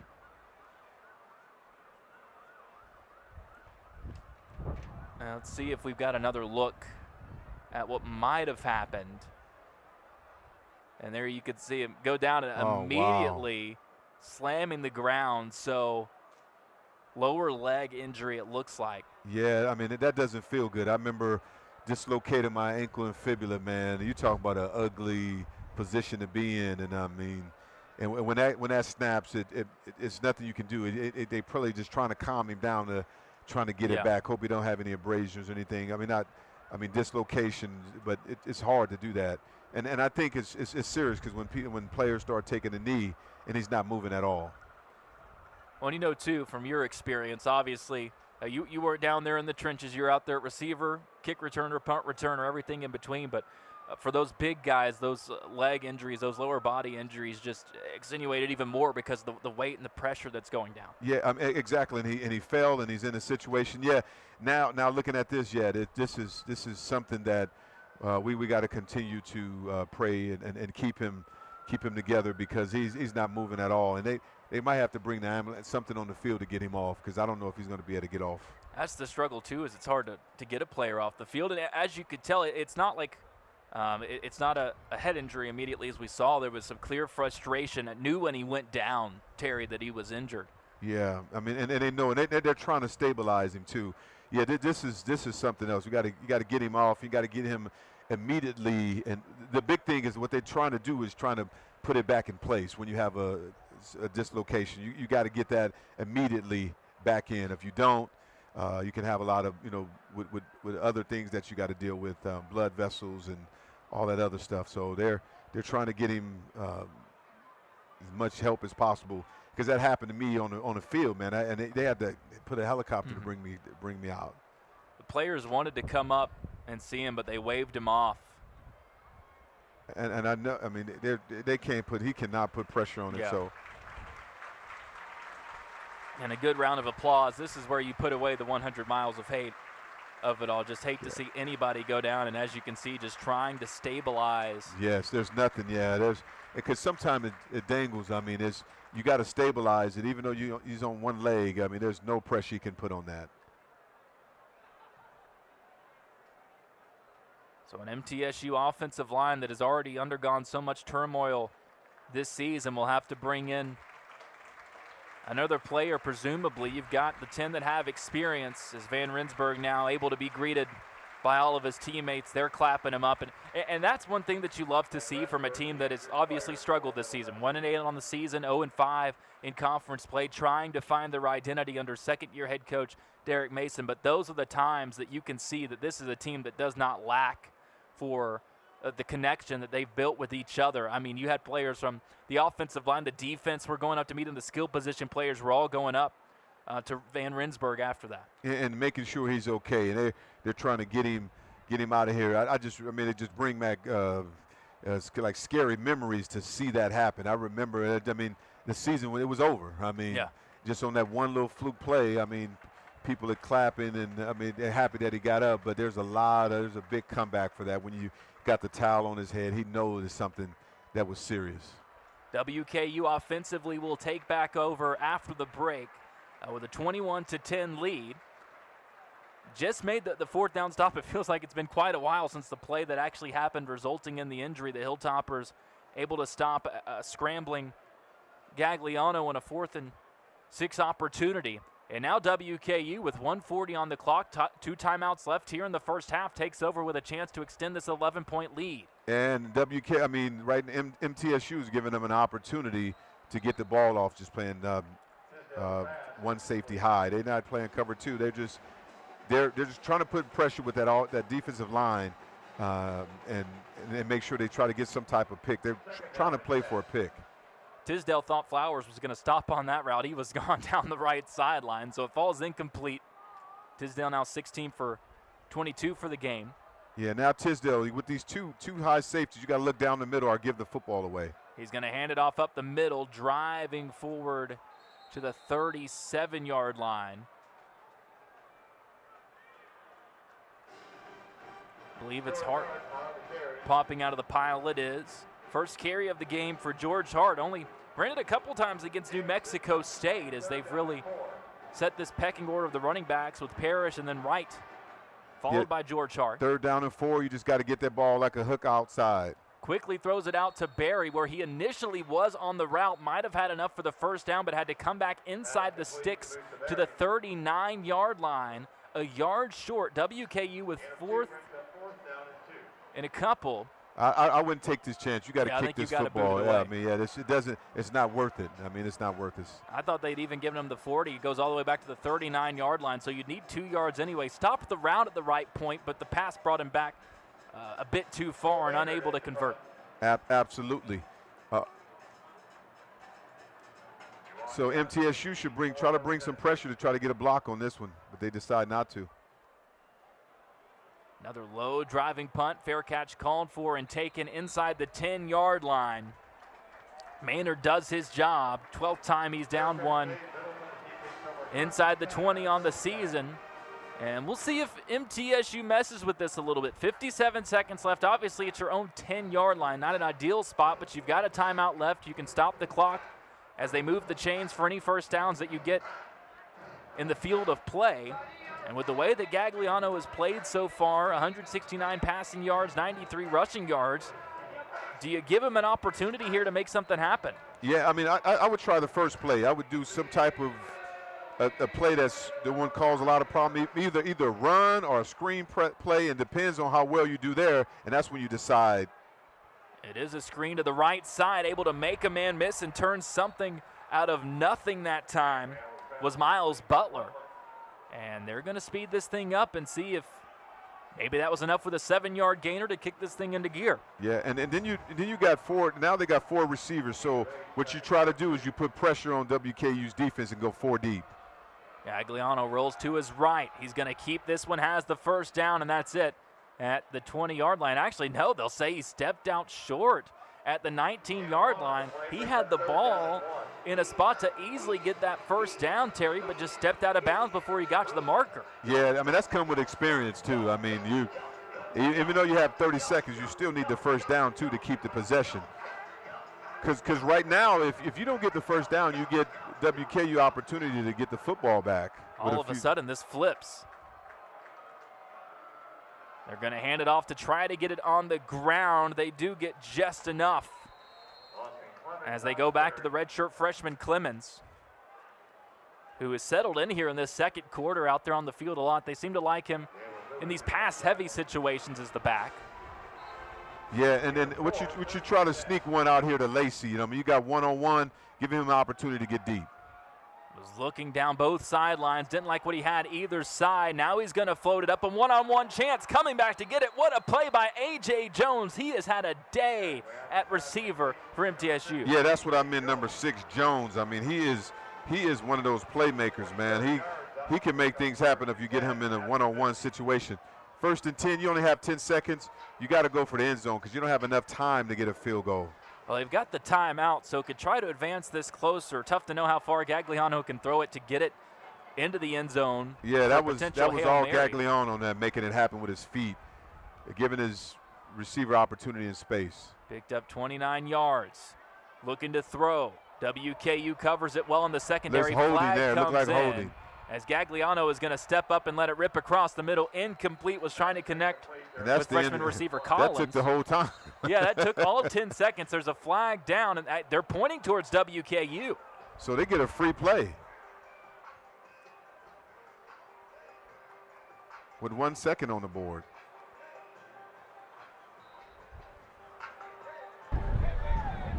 Holding, number 11, defense, 10-yard penalty, automatic first down. Clock operator, please reset the game clock to 1 second. 1 second on the game clock, please. Yeah. So because of the penalty, 1 second gets added on. It was a defensive holding call against Kent Robinson. And I'm surprised that WKU don't put the defense, I mean, the other guys, taller guys in the end zone. Even sometimes you put receivers for the jump ball because the DBs are really not used to being back there. So I think that's what WKU is going to call that timeout, to put the guys out there. Well, because one thing that we talked about coming into this game, when you look down the depth chart at receiver, a lot of size for MTSU. Butler 6'2", Jones 6'3", Najee Cox, their star, 6'3". Lacey really the only small one at 5'8", so they use him kind of differently from everybody else. But even once you get deeper into the chart, it is clear that they like to recruit these 6'2", 6'3" receivers for these jump balls. Exactly, and that was a great call by the defense with WKU by Coach Brown, because he knows that I got my smaller safeties. I got to replace them with bigger guys, and that's what he decided to do. He put in a couple of guys that are a little taller, more of the prevent. Even if you got guys that plays offense, that receivers, you put them back there. Gagliano already over 200 yards through the air, nearing 300 total yards in this first half. He's got a second to work with from the 40, Tried to see if they could get any of those 3 down linemen to jump to move it up potentially into field goal range. Yeah, they might try a hook and lateral or something. WKU brings 5. Gagliano spins away, being chased down, and that's going to hurt that rushing total as the Hilltoppers wrap him up for a sack. That was a great sack, great play right there, and recognizing what was going on after half. WKU brought pressure, didn't even give the opportunity. Was that Hayward? For Gagliano to get that one up, they give it to Karan Hayward coming out of that star spot. The Hilltoppers with 3 first-half touchdowns. It's an 11-point game at the break, 21-10. WKU leading it over MTSU. They're seeking their 7th straight win in this rivalry. Tyson Helton looking to move to 7-0 in this series as head coach of the Hilltoppers and 9-0 all-time as a member of the WKU staff. An impressive showing so far from Gagliano in his first start for MTSU. Can he and the Blue Raiders find answers in the second half of this one? 21-10, WKU leading it at halftime over MTSU as the Big Red Marching Band performs. They've got some extra help coming in soon from the alumni band that'll be strolling in to help with this halftime performance. Tyler Eaton joined by Terry Obie. Senior Day here at WKU, as well as the 75th edition of 100 Miles of Hate, a series that began back in 1914. WKU looking to make it 7 straight wins in this series. They won 49-21 over the Blue Raiders last year. And in that game, Terry, it was Nick Vattiato who had a career performance at quarterback for MTSU against the Hilltoppers, a career best 456 yards through the air in that game.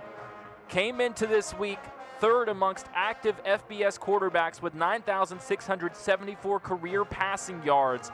Out for this game, and in comes redshirt freshman Roman Gagliano in his first career start, 5th career game for the Blue Raiders, and he has been excellent so far. 204 yards through the air with a touchdown. He's had 74 yards on the ground, but that got pulled down by a 16-yard sack there at the end of the half. I don't know if you can say enough good things about the way that Gagliano has settled in at quarterback for MTSU. Exactly. The most impressive thing is the running ability with 8 attempts with 96 yards and having 9.3 yards a carry. I mean, that's very impressive. And he's keeping his team right here. And this game is not that far away. I mean, 21-10. And he's making some really good throws, and he's a really tough kid. Threw the touchdown pass, the short one to A.J. Jones, had a big 68-yard run that set up a field goal to account for all 10 on the board for MTSU, a team that had struggled to find explosive plays. They were last in Conference USA coming into this one. They've already had 5 in this opening half, but trail it 21-10 to the Hilltoppers of WKU. We'll cover them more when we come back. Senior Day at WKU as we're at the halftime break. Hilltoppers celebrating so far with a 21-10 lead. 30 players recognized for the Hilltoppers.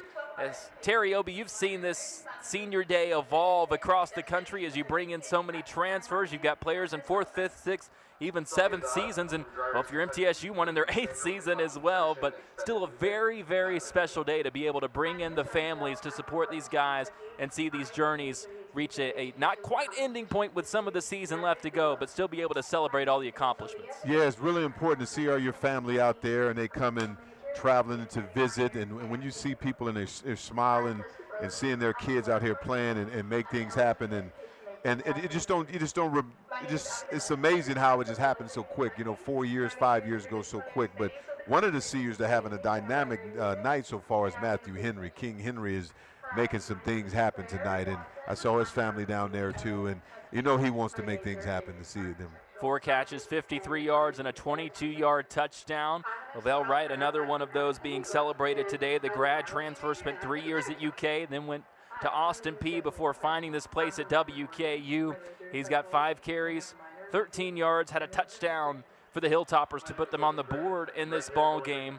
And then the other one, Noah Myers scoring in the first half for WKU.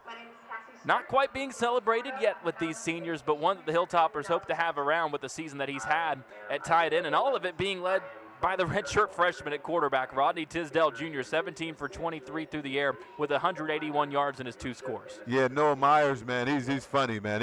He's like, he said, I'm always open. I'm 24 hours open. Like, the regular Myers. So you look for the ball as much as he can. WKU leading at 21-10 at the halftime break over MTSU.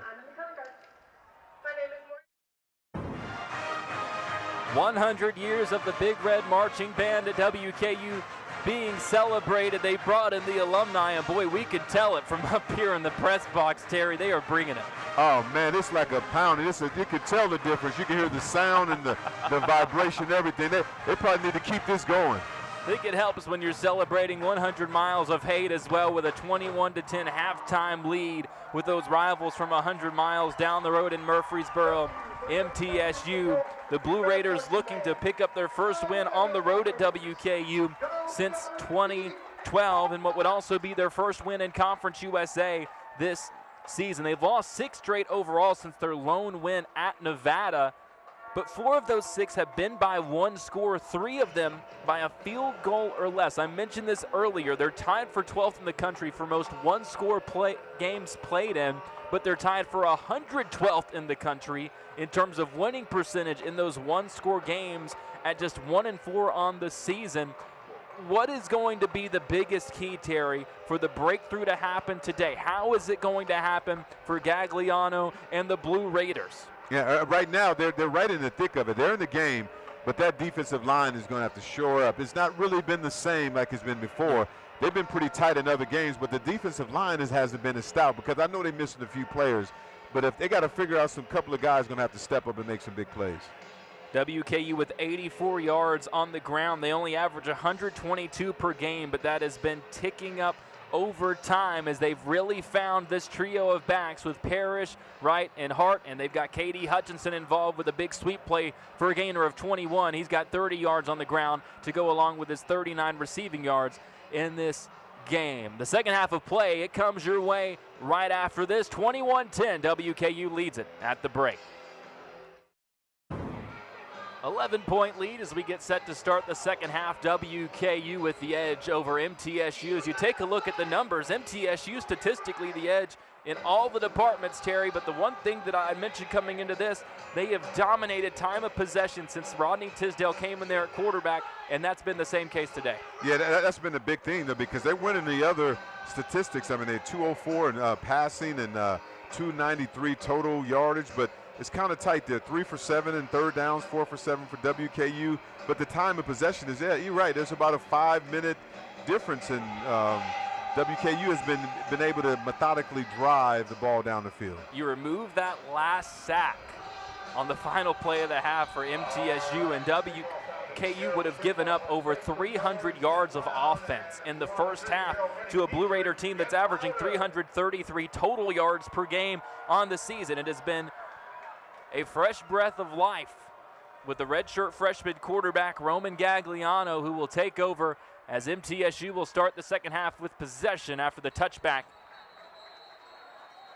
from Jack Cassidy. Yeah, I mean, it'd be interesting to see what MTSU come up with a true identity and get their quarterback excited about doing it. Gagliano, they want to be spread tempo, RPO heavy, 11 personnel. They want to get there 70% of the snaps, and they need to get that, and they need to get it into the playmakers' hands so they can make plays. And like you highlighted earlier, Cam Lacey, he's got to get the ball to him. You got to get the ball to some of the other players that they need out there. Well, missing their 2 best playmakers in Middlebrook, the running back, and then Nazay Cox at receiver. We weren't told about Cox. We did learn about Middlebrook beforehand, as here they quickly work it on the outside to Lacey, as you mentioned, makes one man miss, make it 2 down the right sideline.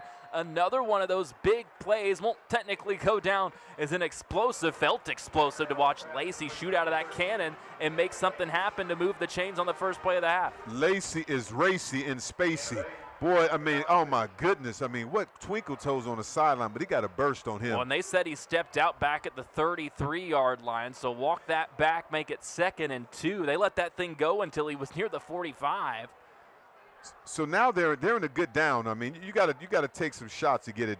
Run that post route and get them guys one-on-one, or get the ball underneath the Jones, or get it deep if you can. He's going to throw the jump ball, contact back and forth, flag comes in. That should be pass interference against WKU. There was a lot of hand fighting going on. It's been physical out there. This time Walker was the one that wanted the flag. Yeah, no, that's what you like, though. I like the one-on-one. Pass interference, defense, 15-yard penalty, automatic first down. Yeah, you see what happens when you go one-on-one. It's not like I just want to be throwing deep to throwing deep. The reason you do it, you got the opportunity to either catch the ball or there's going to be some type of penalty. The percentages are way in favor of the offense when you go deep like that. Walker's still nearly able, reeled it in with one hand. He's got one catch for 21 yards so far. They've been looking to him deep. This offense looking by far the most explosive that it has this season, and it's really not close. And they're trying to get back to the quick passing play. If that happens, you got to run. There it is, the quick slant underneath. It's caught. First man misses, and you can count that for 6. Nobody's going to catch Miles Butler. They go to the quick passing game, and instead of a 5-yard gain, it's a 52-yard touchdown. Yeah, man. If you on the line of scrimmage, I saw that WKU snuck up on the line of scrimmage. He got one-on-one, got the ball out quick, and it's just all she wrote because there was no safety help on that. There was one chance for that tackle. It was missed, and Butler gone. His second touchdown of the season, just had his first one against FIU. And how about that from the Blue Raiders to start the second half? They score in 51 seconds, make it 264 yards on 15 completions for Gagliano. Yeah, they've been very explosive. They're scoring, they're making plays. This is going to be a fight. This is going to be an entire fight. They're going to go for 2 to try to make it a field goal game. The quick out to no avail. WKU gets the stand on the 2-point conversion as Ali wraps him up and tosses him out of bounds. Yeah, but to get back in that game really on a strike like that gives MTSU some type of confidence. Was the right idea, just caught it short of the goal line and really didn't have a chance to get in there. Ali was all over it. Yeah, exactly. They just tried to get a quick out, and it didn't happen. And now Coach Mason again is really upset about what's going on, yelling at the referees. I'm surprised they don't throw a penalty at him because there's no way you talk to a referee like that and you get away with it. I am so surprised. I know we get heated, but he needs to have a get-back coach right now.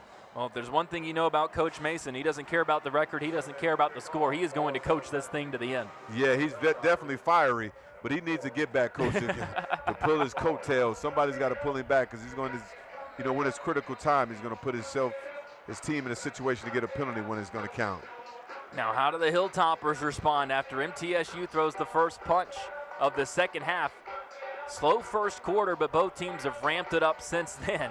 It has been all offense since the opening frame, as WKU will let this one fly through and take over at the 25. Yeah, he boomed that one. It seemed like the wind is settling a little bit, and hope they can get the football out. And now it's up to this defense to try to make some plays to get them back into it. But also WKU has got to come out and do the same thing. And you don't have to panic. Just go out there and drive the football, run it like you did early. And if they give you the passes, get the balls out. When we talk about the players missing for MTSU on offense, no Shakai Woods tonight, 43 tackles from his DT spot, missing their 2 star linebackers, Muaz Bayard, the brother of Kevin Bayard, and Alex Mitchell as well, who had 28 tackles on the season, did not play against FIU. Tisdale looking deep down the right side. Henry one-on-one, comes back to get it. He's got another big play, 5th catch of the game for Henry. That one to the 44 of MTSU. Yeah, I mean, I'm impressed right now. I mean, great throw. I think it was really the throw by Tisdale, that back shoulder pass, getting it back to him, because that's the only way you can get it. When you get him to stop like that, that makes a huge difference. Now you can set him up for this double move. If you give him a stop and go or hitch and go like your sluggo, and get Henry to go deep on him because he's vulnerable for that now. They've got it isolated on the left side, instead throwing right. Henry is wide open underneath, and he trots down to the 30-yard line, was picked up by no one. Yeah, you know what? You strike fear. King Henry is out there. I mean, you take me deep that many times, I'm giving you some cushion. I'm giving you at least 20 yards. He gave him so much yards. Just throw the ball underneath if he's giving that away. It was cleared out by Hutchinson. Henry down to the 30. That one goes for 14 yards. And this is the Hutchinson special here. They're looking for him. Goes to Barry, and it's off the hands and incomplete. Wow, I'm glad he got that ball out. But now that defensive line is starting to bring a lot of pressure now. They're starting to, most of the time, MTSU do not rush more than 4 or 5. They don't bring a lot of blitzes because their defensive line is very strong. But they haven't been able to get back there, so they started to use some of the safeties to come down to blitz. Henry, the lone receiver at the bottom of your screen, trips up to the top left. And they're giving Noah Meyer a lot of room. I would expect him to, they're probably trying to get in the tight end. Play action. This one goes underneath. This time it's caught. Wrestling for more yardage is Barry. They're going to mark him just short of the 15-yard line. It's another first down. Tisdale picking this defense apart right now. Yeah, I mean, I like these mesh routes, these combinations between Noah and Barry, and it was excellent. But also, too, these half rollouts is confusing MTSU on that. And WKU like to do this when they got one-on-one at the top. They either go to the fade route or they just do some type of mesh route with the wide receivers. Tisdale takes the snap, gets it out of the backfield. Parrish, 10, and he's down near the first down marker. We'll see where he stepped out. Going to get him just short of the 8, so it's not enough for a first down, but it's an 8-yard catch for Parrish, who is so dangerous as a pass catcher out of the backfield. Only a couple catches for 7 yards against New Mexico State, but he's now up to 31 catches on the season. Yeah, I'm like how they get him back into the football game, and then now you got Hart. You know, they like to pound the ball when they get Big Hart in there. He's not a diamond, he's not a spade. He likes to run with Hart, or even pass protection. When you have one-on-one out here, I mean, you have space, and if you compact it, you got to run these routes and get these guys in the mix. Tisdale is going to keep it on the design run all the way, and he trots in for the score. Rodney Tisdale Jr. threw their way down the field, but he keeps it himself for the score, his 3rd touchdown of the game overall. Yeah, great design. You got Hart out there leading on the block. Great job. And use that, you said it too, Tisdale. Use his speed and his athleticism kind of to change the game. They've used it sparingly in this ball game. Had a big run earlier for 8 yards on a little read play. This time trots it in for 6 from about the same range, and they'll mark it as officially an 8-yard touchdown for Rodney Tisdale Jr. We wondered what the response would be from WKU. I don't know if you could draw it up any better than that. Yeah, I mean, you're right about that. I'm impressed right now with these redshirt freshman quarterbacks. Oh, my goodness. They're coming out here. I don't know who's going to be get the Conference USA Player of the Week. Both of them were competing for that this week. It's going to come down, I think, to who wins this ball game. They're dueling for the win. They're dueling for Conference USA Freshman of the Week, and they're dueling for the 75th edition of 100 Miles of Hate. WKU now at the edge, 28-16. We're welcomed back by Don't Stop Believin', playing as the song of the game here inside of Houchin-Smith Stadium. If you're MTSU under head coach Derek Mason, well, I got a feeling they won't stop believing. It's been a shootout as it's developed into it. 28-16, WKU leads it over MTSU. We have played 3 minutes and 1 second in this second half of football, and we've already seen 2 touchdown drives. Tyler Eaton joined by Terry Obie up top. Realistically, Terry, at some point this game is going to come down to if and when somebody decides to make a stop. Or a turnover, yeah. If it's going to have to be something like that. But really, they're fighting. They're throwing big blows. I mean, it's a heavyweight fight. Cassidy drills another one through the end zone. I think he had enough of us mentioning those touchbacks and not driving them through. Yeah, speaking of blows there, you know, he kicked that one in the back of the end zone. So WKU will head back out defensively against the redshirt freshman Gagliano. 15 for 23 through the air, 264 yards, a couple of touchdowns. The latest one, a 52-yard strike to Miles Butler, who has really stepped into that top wide receiver role alongside Cameron Lacey with no Najee Cox today for the Blue Raiders, missing their top wide receiver and their star running back, who has been the best pass-catching running back in the entire country coming into this week with 37 catches. They try to work it outside here, and the Hilltoppers break that up maybe a yard. Yeah, it looked like Ward on that. I mean, he's very physical out there, stringing that out, great speed and not getting beat out on contain. When you turn that ball in, I mean, that's when everybody give you one of those sticker helmets. Well, and you might have seen at the end of the play, A.J. Jones kind of patted his chest to take responsibility for that one on the MTSU side. Didn't hold that block against Ward, and he was able to break loose and make the play. Just a gain of 1. Quick pass here comes on the near side. Back to Butler, and again blown up the Hilltoppers. Secondary coming up to tackle. I say secondary. That one made by Brackenridge, who can play like he's in the secondary, but they use him in that hybrid linebacker spot. Yeah, Brackenridge is like breaking a bridge, man. He's so physical, man. He comes up there and try to knock your head off, and I like how he plays the football game, running around and very physical. And let's see a little wrinkle. I haven't noticed as much as the wrinkles here at WKU. They've been really the same, but okay, now they're shifting to the NCAA blitz and see if they're going to get out of it, if they're going to bring all these people. In an A, B, C, D gap. That's NCAA, all the letters in the alphabet, see if they bring their people. They only bring 3. They drop back 3 and have a spy as well, and it does not matter. Gagliano again threads the needle, and the Blue Raiders able to move the chains. No shocker either. Again, it's Miles Butler. Yeah, Gagliano is stepping in the pocket.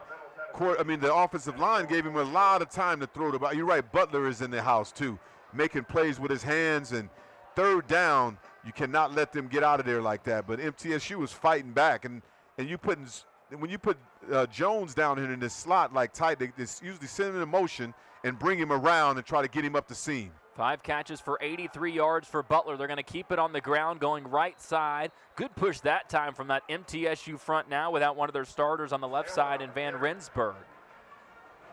Pushes it up for a good 5-yard gain. Yeah, they're really getting pushy right here, man. They're just, you talking about blows to blows. This is a heavyweight fight. We might have to start calling 100 miles a heavyweight fight. I mean, this is the Thriller in Bowling Green.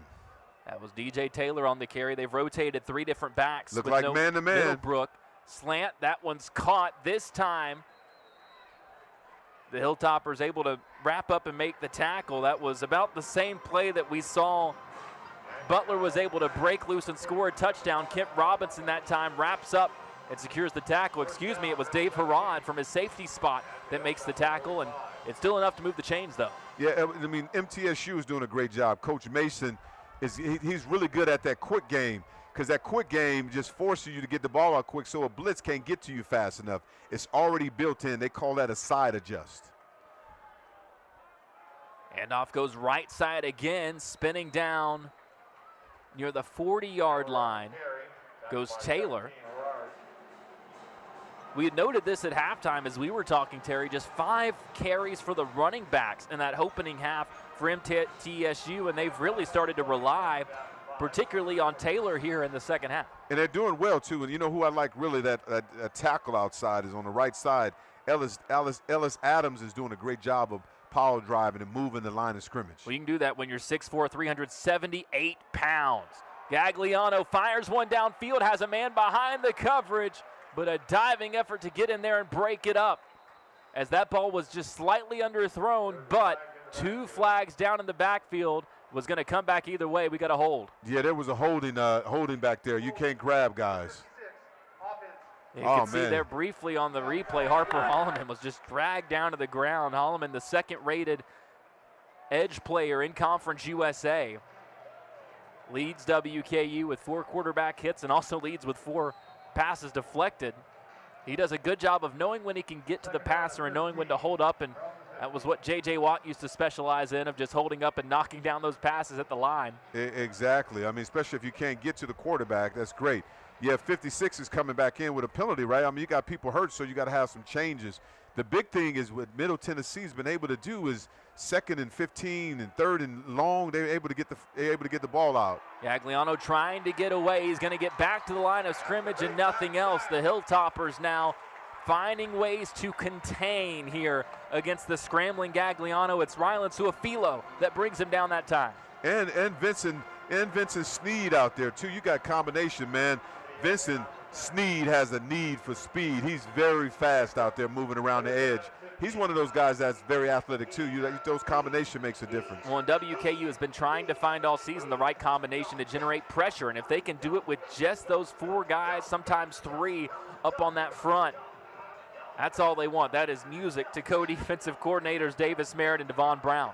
And what's been exciting is MTSU has been very successful on these 3rd downs. 3rd and long, they've been able to get enough time. Gagliano fires, has an open man. It's caught, and stretching out for the first down again is Miles Butler. Have a day. He's tied a season high with 7 catches, already had a season high in yardage, and now he's up over 100 for the game. Yeah, I mean, they've been incredible with, I mean, that's almost impossible for 3rd and long to get out of that every time. 3rd and 15, 3rd and 16. They've been able to get that and keep themselves in this football game. Now 5 for 9 overall on 3rd downs are the Blue Raiders. But I am surprised they haven't been aggressive to do that on 1st down. Gagliano pitches it out on the right side. Big hole generated that time for Taylor. He gets down inside the 15, made a man miss it. He's going to trot it in for 6. Yes, he laid the hammer down right there. I mean, they have other running backs, but they got other guys on scholarship. That was impressive. And again, it was Adams leading the way on that right side. Got some help from the tight end, kept his man down on the ground, and Taylor takes off for his first rushing touchdown of the season. Caught a touchdown against Jacksonville State. Yeah, and that run right there was tailor-made, man. He ran over a few people, bulldozing down. They are not trying to quit. They're not giving up at all. It's his biggest play of the season. Previous long rush was 30. That one goes for 34. And again, it's the big plays for a Middle Tennessee State team that could not find them anywhere in the first 9 games of the season. They're getting them left and right against this WKU defense that actually came into this game second in Conference USA in terms of how many double-digit yardage plays they were giving up. But MTSU continues to stay tight in this one, this time off the toss. It's DJ Taylor that takes it to the house. The Blue Raiders finding the run game in the second half, but still trail it by 5 to the Hilltoppers of WKU. An MTSU offense coming into this game averaging less than 5 yards per play with their backup quarterback, running backs, and without their number 1 receiver, averaging nearly 10 yards per play in this game against WKU. They still trail it on the stat that matters the most, Terry Obie, the scoreboard, 28-23, WKU leading, but so far it just continues to be on the Hilltopper offense to put up points to keep this lead against MTSU. Yeah, absolutely. I mean, I don't know why we call them backups, because the backups is playing like they're the starters, so you never know until kids get an opportunity. We said it earlier in the half, it's just going to come down to whoever gets a stop first, and WKU will take over at their own 25-yard line. We've had 3 drives in the second half, all of them touchdowns. The first 2 took a combined 3 minutes. That time MTSU, really their first drive of the game where they've just fully possessed it and moved the ball down the field. They've cut the time of possession edge to about 1:30. WKU had dominated that for the majority of this game, and as much as you would love explosive plays either way or a long draining drive, if you're the Hilltoppers, it really doesn't matter how you get there. You just got to continue to rack up points. Exactly. I mean, they continue to do that, but you know the mistake that they're making, like MTSU do well, and then all of a sudden you got one-on-one with Henry, isolated by himself. When they go 3-by-1, they're trying to get the ball to Henry some way. It's a quick screen out on the left side. This time, the Blue Raiders able to bottle it up for a gain of 4. Yeah. So they just trying to set up. They just trying to get them eyes. So we call it, when you got 3 receivers to the boundary, meaning to the short side, you're just trying to isolate one-on-one with the receiver and open for the field play to have you more room. But the safety's kind of creeping over there a little bit now. 4th catch for Hutchinson. Tisdale, he's going to hand it off this time. Nice job cutting back by Wright. He barrels through up across the 40 to the 42, make it the 43-yard line.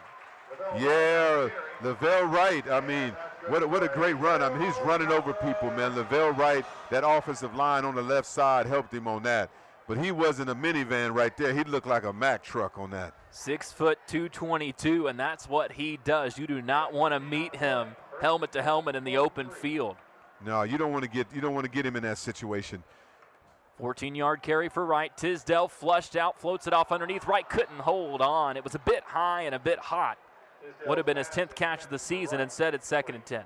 Yeah, they had him on that, what they call a slip screen. Because right now MTSU overplayed that, and the slip screen on the backside, what you do is you have the running back look like he's getting ready to block and he kind of slip out. So that's what we call a slip screen. Already 7 different Hilltoppers with catches in this game. 10 have been targeted. They'll spread it out. Cover 3. I mean, you're right here at the top. When you got 3 receivers side, you just do a curl route and get the ball to your playmakers or double move. Double move from Henry down the right side. Beats his man. He's got it down to the 20-yard line. When you're stuck on Henry Island, there is no escape. No mercy at the King Island. You called the double move. The double move one-on-one was down one-on-one. on the right side.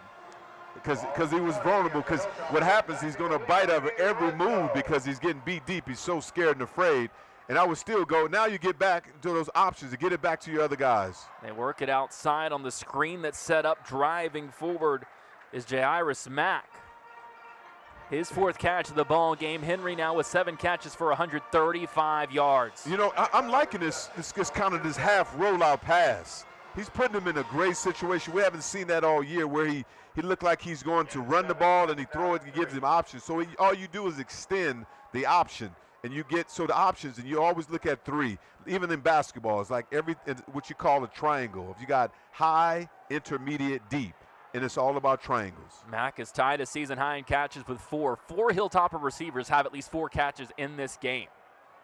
This time they go up the middle, tripped up, but getting across the 10 still is right. He's down to the 9-yard line, and that'll be just enough to move the chains. Yeah, I mean, Lavelle goes left sometime, but he's always right when he go right. I mean, first down right there, and you put him back in, these crossing routes, and you got everybody deep, and then you got Noah. Look, you think about Noah's right there sitting, the Stower Myers right sitting underneath the tackle outside. So get Tisdale out on a rollout or say moving or switch up and run that football to the left side. They move Parrish over to running back, bring a man in motion. Parrish is going to get the direct snap. He's down to the 5-yard line where he's met by a sea of blue and white. Yeah, that surprised me. I mean, it went on the right side, but the left side, it seemed like it was open because MTSU had shifted their defensive lineman on that side of the ball. Well, and Jairus Mack, who was the receiver in motion there, seemed to think the same thing. He came off clapping his hands. They've got Henry outside, bunched up on the left with the slot receiver, in this case, Musa Berry. Yeah, I mean, sprint it out to those guys, your playmakers, right? Get those guys in vicarious position, get them in a tough spot underneath. Tisdale stands in. He's going to be wrapped up and tossed down from behind. Brandon Buckner gets in for his 2nd sack of the ball game. Yeah, that was a cover sack, though. I mean, he had plenty of time for the offensive line, gave him plenty of time to throw the ball, but he's got to have the clock has got to go off in his mind and get that ball out of his hands. His father, Brenson, played 12 years in the NFL at defensive tackle. Brandon, 6 foot, 248-pound outside linebacker. Makes it 3rd and goal from the 8. Trips to the left side, one-on-one at the bottom of the screen. Oh, man, why are they doing this and letting Henry go one-on-one? It's batted away that time. That's a rare chance you'll see a one-on-one with Matthew Henry lost. It was played well the entire way that time by McDonald. Yeah, but that's on Tisdale. Don't throw a back shoulder pass. Throw the fade. Get the ball up in the air. You see Henry was like, get the ball up in the air. Up. And he didn't put any – it wasn't even the spot where he threw it to. He rifled it in there. Exactly. He threw a fastball when you needed a changeup. Yeah, exactly. You need some air on the football that time, one-on-one. He had him beat. Just throw it like over the shoulder so he can catch the football and make a play. Will be a 26-yard kick for John Cannon. He's been perfect on his extra points. That one hits the post and is no good. Off the right post. Wow. The chip shot from 26 yards misses for John Cannon. Now 11 for 15 on the season on his kicks. We said somebody would have to find a way to make a stop. That's not how you draw it up. But Coach Mason absolutely delighted. His Blue Raiders will take over with a chance to take a lead on this drive. They trail it, though, 28-23.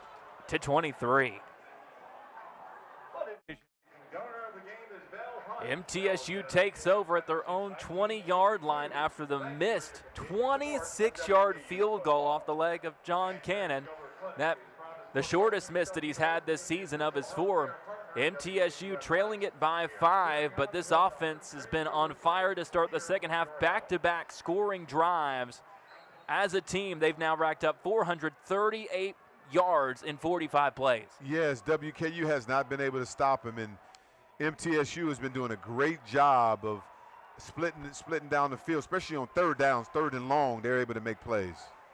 They're going to start this drive out with a run. WKU had it snuffed out at first, but it'll turn into a gain of 1, and that's where a lot of the success has come from as well. Obviously, the big 34-yard touchdown run from Taylor, but they've been able to get these running backs involved, Terry. Maybe it kind of took a half for MTSU to find a way to get the running backs into the game without Middlebrook, their star, as we see Harper Holloman, one of the stars for WKU defensively, down after the play. We'll see if we can see how here. Yeah, he made a really good play on that too, though, and it seemed like he got rolled up on his knee a little bit. I hope he's okay.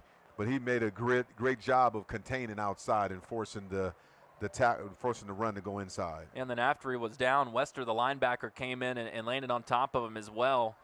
Holloman has had a fantastic year for WKU. He's got 3 tackles in this game for the Hilltoppers. Couple of sacks on the season, up to 30 total tackles from that edge spot where it was clear to the coaches that he was a guy with a lot of potential. Even last year, he only played in 8 games, had 9 tackles, but they knew coming into this season that he was going to be one to watch on this defense, and he's now hit the 3 tackle mark in 8 of their 10 games. Yeah, and he's very physical too. I mean, he turned that play inside, and that's the job of a defensive end like that, or linebacker, or what they call edge, is to make sure you force everything inside of you so that all the pursuit, the people that are inside, make the tackle. We'll see if he comes back in at any point for WKU, who go back to that traditional 3-man front with the 3 safeties in the back end as well, just trying to protect against all these big plays in the passing game that MTSU has been able to rack up. Gagliano looks underneath. That's how you beat that coverage, but fired that one, I think, before Butler was ready, and it was a bit behind him too.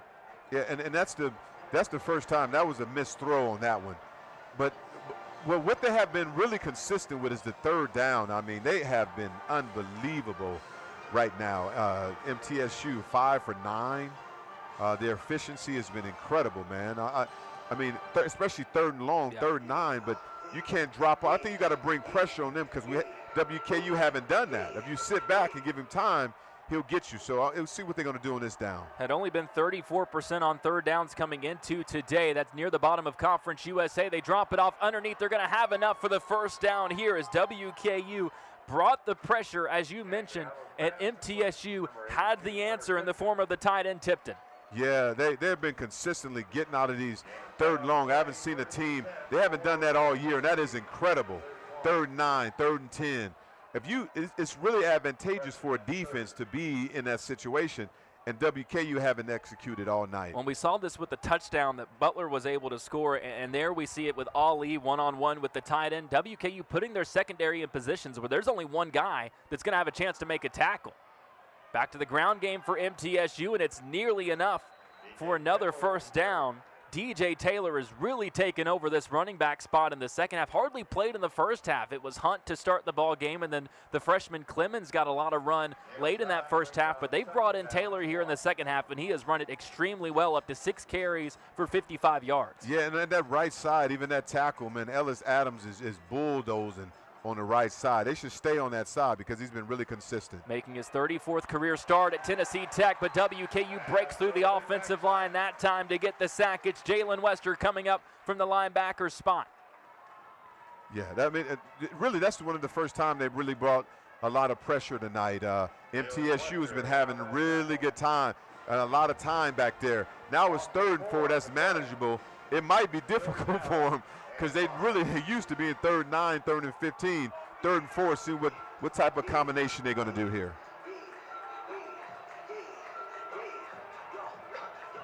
Got a wide receiver to the right, 1, 2 to the left. Now let's see what happens when they bring pressure. Gagliano rolls, fires, it's batted down at the line. Holloman, the one that usually does it. This time it's Brackenridge. Yeah, I mean, see, so that was the first time WKU brought pressure on 3rd down and 3rd and 4. And now it's one of those. Now it's one of these games that now the offense is getting stopped. Well, we wondered who would make a stop first. It was MTSU with the missed field goal, and now they're stacking on top of each other as the Hilltoppers able to make a stand and force a Blue Raider punt. And Tyler, you said that earlier. I think you're a magician. You might be a fortune teller or a prophet. You said they haven't thrown any kind of trickeration on special teams. We got to keep our eyes way for that because we haven't seen that yet. And this is almost to steal a possession maybe one of these times. Only the second punt of the game for Logan. The first one was a low one that he pinned inside the 20. This one a high booming one, as you said, and it's pinned down at the 12-yard line. Ashton Logan has done a really, really good job of that this season. He's now downed 21 punts inside the 20-yard line. The redshirt junior spent time at Colorado, Oklahoma, was the 9th-ranked punter in the class of 2021. They let him throw a pass in that game against FIU. It was incomplete, but there did his job, Terry, by flipping the field with a big 53-yard punt. I mean, that was a boom. I mean, actually the wind calmed down, the great opportunity to make something happen. And I guess it's going to be the King Henry show, because I don't think they really recognize what's going on, because they're going to keep him one-on-one down here. Right, churning forward. WKU has gone to their power back in this second half as well. He's up to the 19-yard line to bring the third quarter to a close. We were treated to firework after firework in those third 15 minutes. What does the fourth quarter have in store? Can MTSU break through and get their first conference win, or can WKU stay in the title hunt? We find out together after this.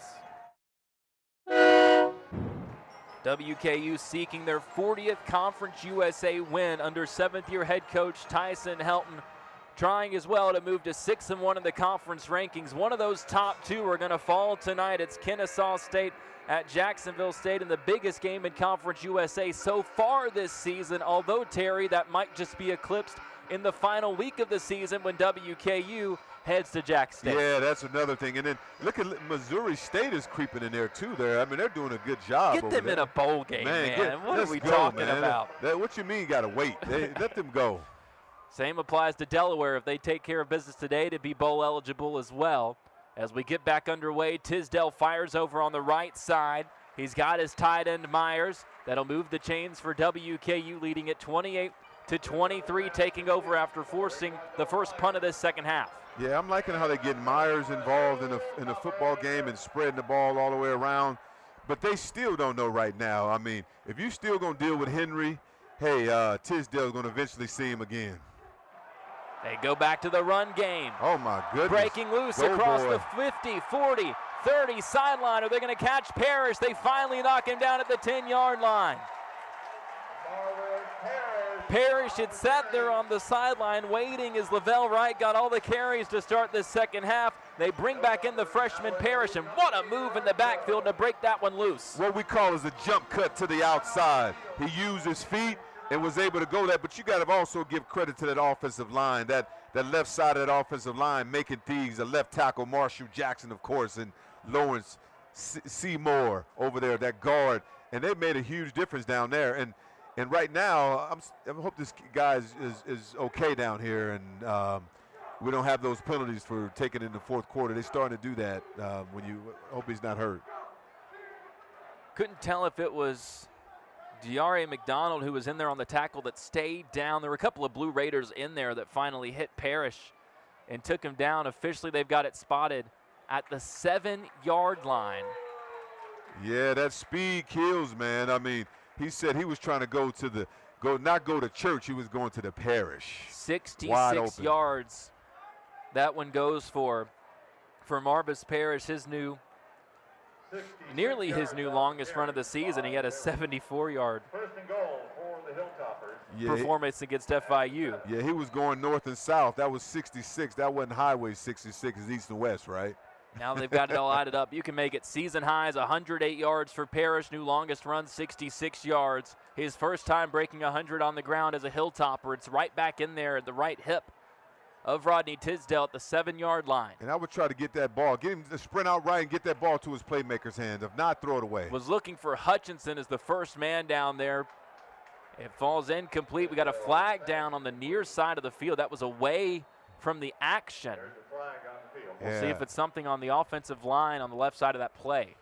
And if they were holding big number 92, I don't know. I don't know what's going on there, but you couldn't really There tell. is no foul for ineligible receiver downfield. The quarterback legally threw the ball out of bounds.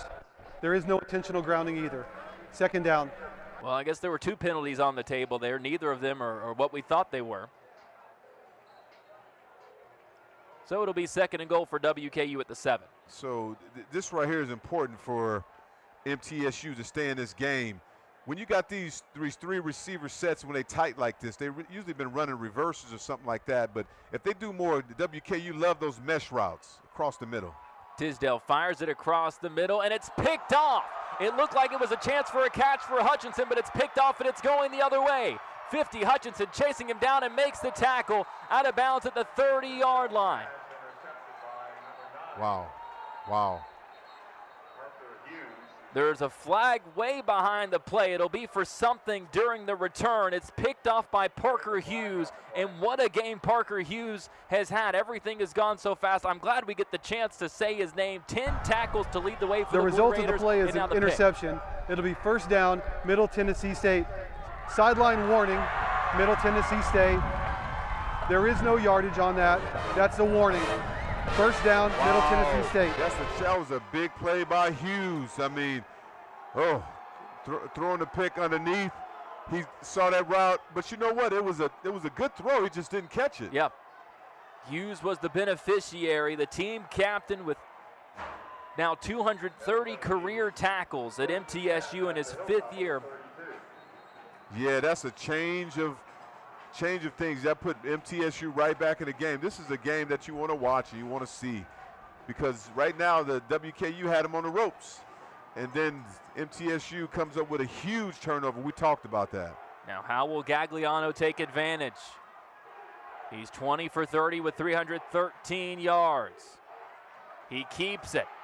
Out of the 30, bounces outside, 25 down the sideline. He has the first down, but a flag comes in. Mostly a penalty, yeah. Blocking downfield, holding. See, MTSU, when they're doing well like this, you cannot. Holding, number 82, yourself. Offense, 10-yard penalty, remains first down.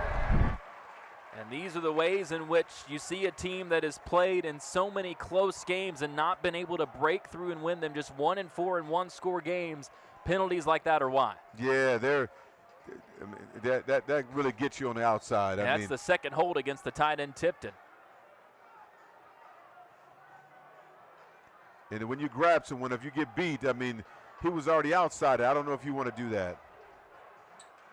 So it'll be 1st and 20 now, ball at the 36-yard line of WKU after the interception. MTSU has been like 62 yards in penalties, and that's been hurting them. Jump ball thrown up down the right side. It's a one-on-one, and coming back to get it is the freshman Collins. There are 2 flags in the backfield. It's probably going to be a roughing the passer. What a catch by the 6'2 freshman from Knoxville. Man, what a kid when got that. You got Moss. What a great play out there, making plays for his team right there, for his quarterback. Jump ball. Personal Collins, foul. a player that roughing the passer. Number 34, defense. Penalty is enforced. Half the distance to the goal from the end of the run. Wow. Automatic first down. Automatic as we first get the down. roughing the passer called. Collins had not had a catch until the FIU game. Had 4 catches for 20 yards in that ball game. Comes from pedigree. His father played at Tennessee. Had a couple of uncles that both played in the NFL. It's easy to see why you bring in a guy like this. And it's so many guys like Collins, Terry, that are stepping up and having to make plays for MTSU. And the Blue Raiders are knocking on the door of taking the lead now down to the 2-yard line with the penalty. And made a great adjustment on that. I mean, this right here is a great design for a quarterback keep. Whistles blow, flag comes in. There was motion up front for Ball that start. Blue Raider line. Number 74, Wow. I mean, offense. you talked about 5-yard that, penalty. Tyler. First down. MTSU, man, you're opportunistic, and then you just blow it for yourself with penalties. I mean, you don't want to have that loser limp, that loser mentality on that. You got to go in and be more focused on that. They had brought in Joseph Hamanowski as an extra blocker. He moved. And now the Blue Raiders are back to the 7-yard line. And now you got one-on-one with Ward. I mean, you got an opportunity to get that football, because you got everybody on the line of scrimmage, and they're going to bring pressure. He's going to try to get that ball up in the air. He looks that way, throws it after delay. It's broken up. Great job by Ward. He knew they were coming his way. He recognized it was man-to-man coverage. Yeah, Taylor didn't win on the line of scrimmage. Ward won that situation. One-on-one coverage. They were trying to get that ball out and get that ball out quick. They had the name wrong from the PA. That was Landon Collins again that they were trying to go to, the freshman. They had Miles Butler on the bottom of your screen. Now he's going to be lined up in the slot at the top. I like this formation for MTSU with Jones out wide. Yeah, you watch that matchup 6 against 6. I mean, Jones, they try to get, wow. It's a speed option, and it's devoured. WKU called the blitz the perfect time. Gagliano had no choice but to hold on and go down as Harrod and about half of the Hilltopper defense were in the backfield. Oh, my goodness. You mean that's a headache right there, boy. I mean, boy, if you're going to run a football as a quarterback, you better put on some different pads on that one. It was 1st and goal at the 2. It's now 3rd and goal at the 10. Trips left. Isolated at the bottom of your screen is Collins. Gagliano looking left. Now fires across the middle. It's caught and diving forward, but unable to break through the tackle is DJ Taylor. Yes, I think Middle Tennessee, I mean, it's still, you got a lot of time out. You need to get 3 points out here. 4th down, I don't think that would be very smart.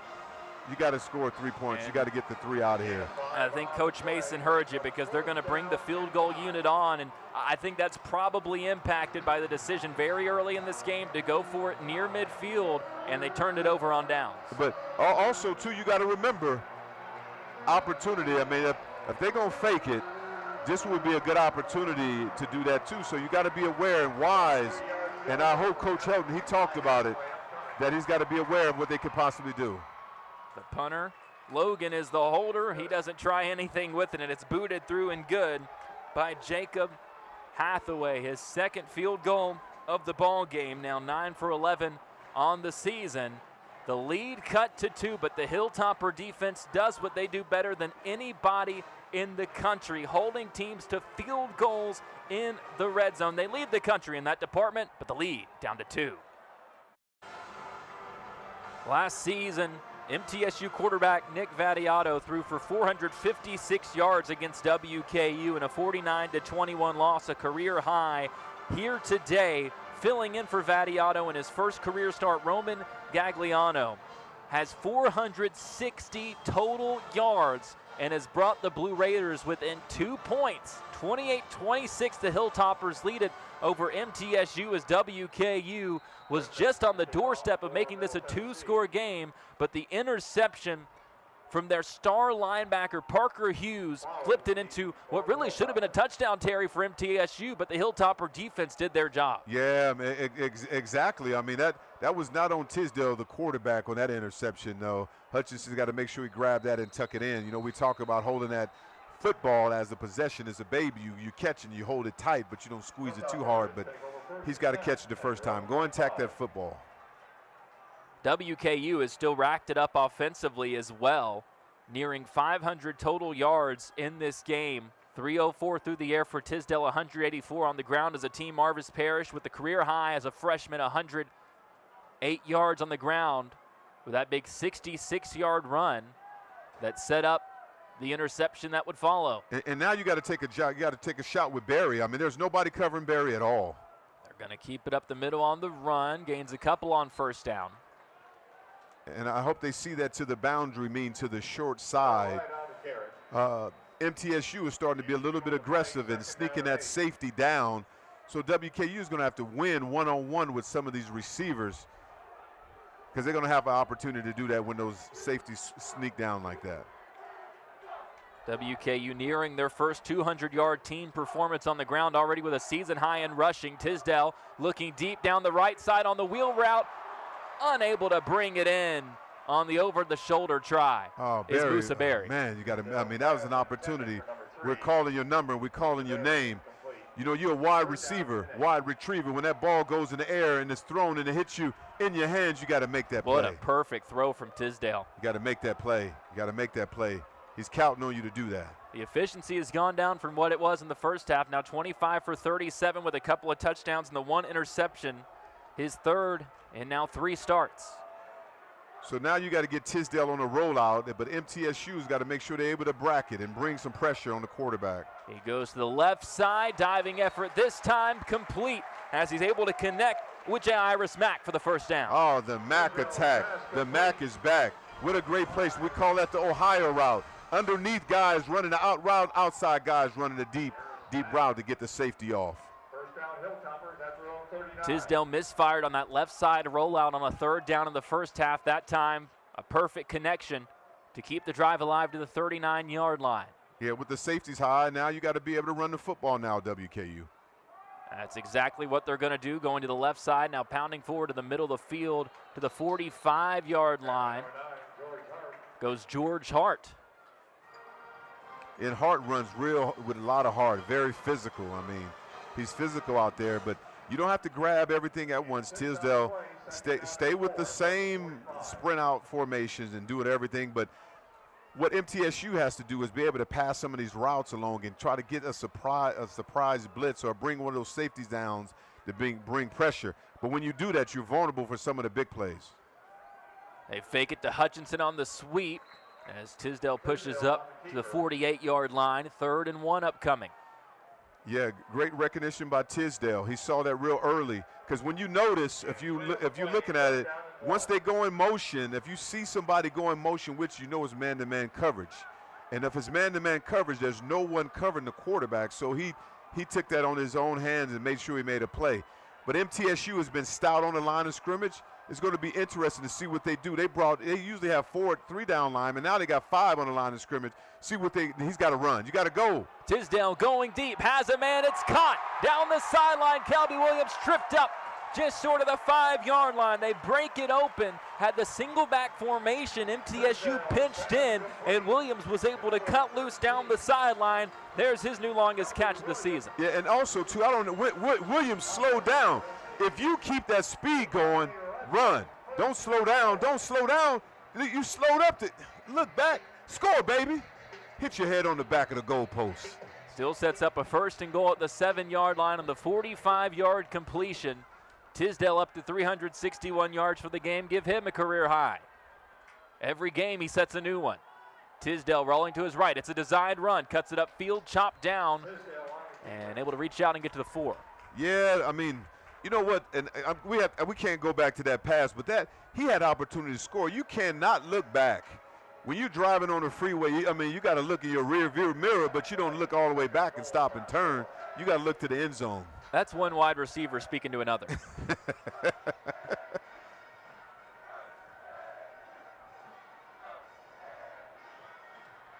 This the bunch tight. This is that Noah Myers special right here. Parrish, the running back. Henry comes into motion. They fake it to him, pitch it out to Parrish, and that is going to be a massive, massive loss. Wow. Jaden Thompson sweeps into the backfield to make the play. Yeah, they tried to do that read. That was great. Thompson did a great job of making sure he stayed at home. There's an injury identified to a defensive play. MTSU player down after the play as well. First tackle of the game for Thompson. You know, those guys are like they're cramping up. You know, I don't know.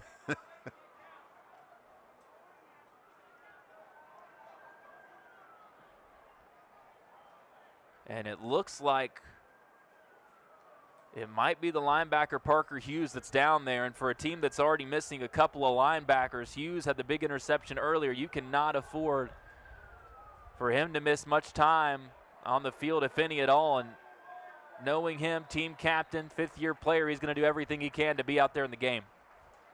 Yeah, it looked like he's cramping up. They're giving him some water and little electrolytes and to try to get him back in the football game. Give his team a little. He's a captain, too. He's a smart player. Give his team a little breather, too. Hilltopper fans, Marty Lynn Bryant, please make your way to the nearest CSC staff member. We have a long So it'll be a 3rd and goal at the 10-yard line. We've seen both teams now drive down and get pushed back. For MTSU, it was penalty and then a busted run play. For WKU, it's a big loss as they tried to sweep it out to Parrish. Huge loss. Do they go back to Henry here? Already 1 touchdown in the game to go with 135 yards. And they're going man-to-man, so they like to run these crossing routes. You got 3-by-1. You got to get somebody going across the field. They do exactly that. It's KD Hutchinson. Spins around a defender, dives. He's just short. You got to go for that. He's marked at the 1-yard line. Yeah, you definitely got to go. That was a great combination right there with WKU, but going to 3-by-1. But when you're crossing, you get automatic pick routes on that, and Tisdale saw that coming. They had KD Hutchinson going underneath. We used to call that the shallow cross, or like when we're in the West Coast offense concept, when you go under the bridge, you're going to Oakland. If you're going on the top of the bridge, you're going to San Francisco. So that was called Oakland. 4th and goal from the 1. Pistol formation right behind his quarterback, Tisdale. Brings a man in motion. It's Henry.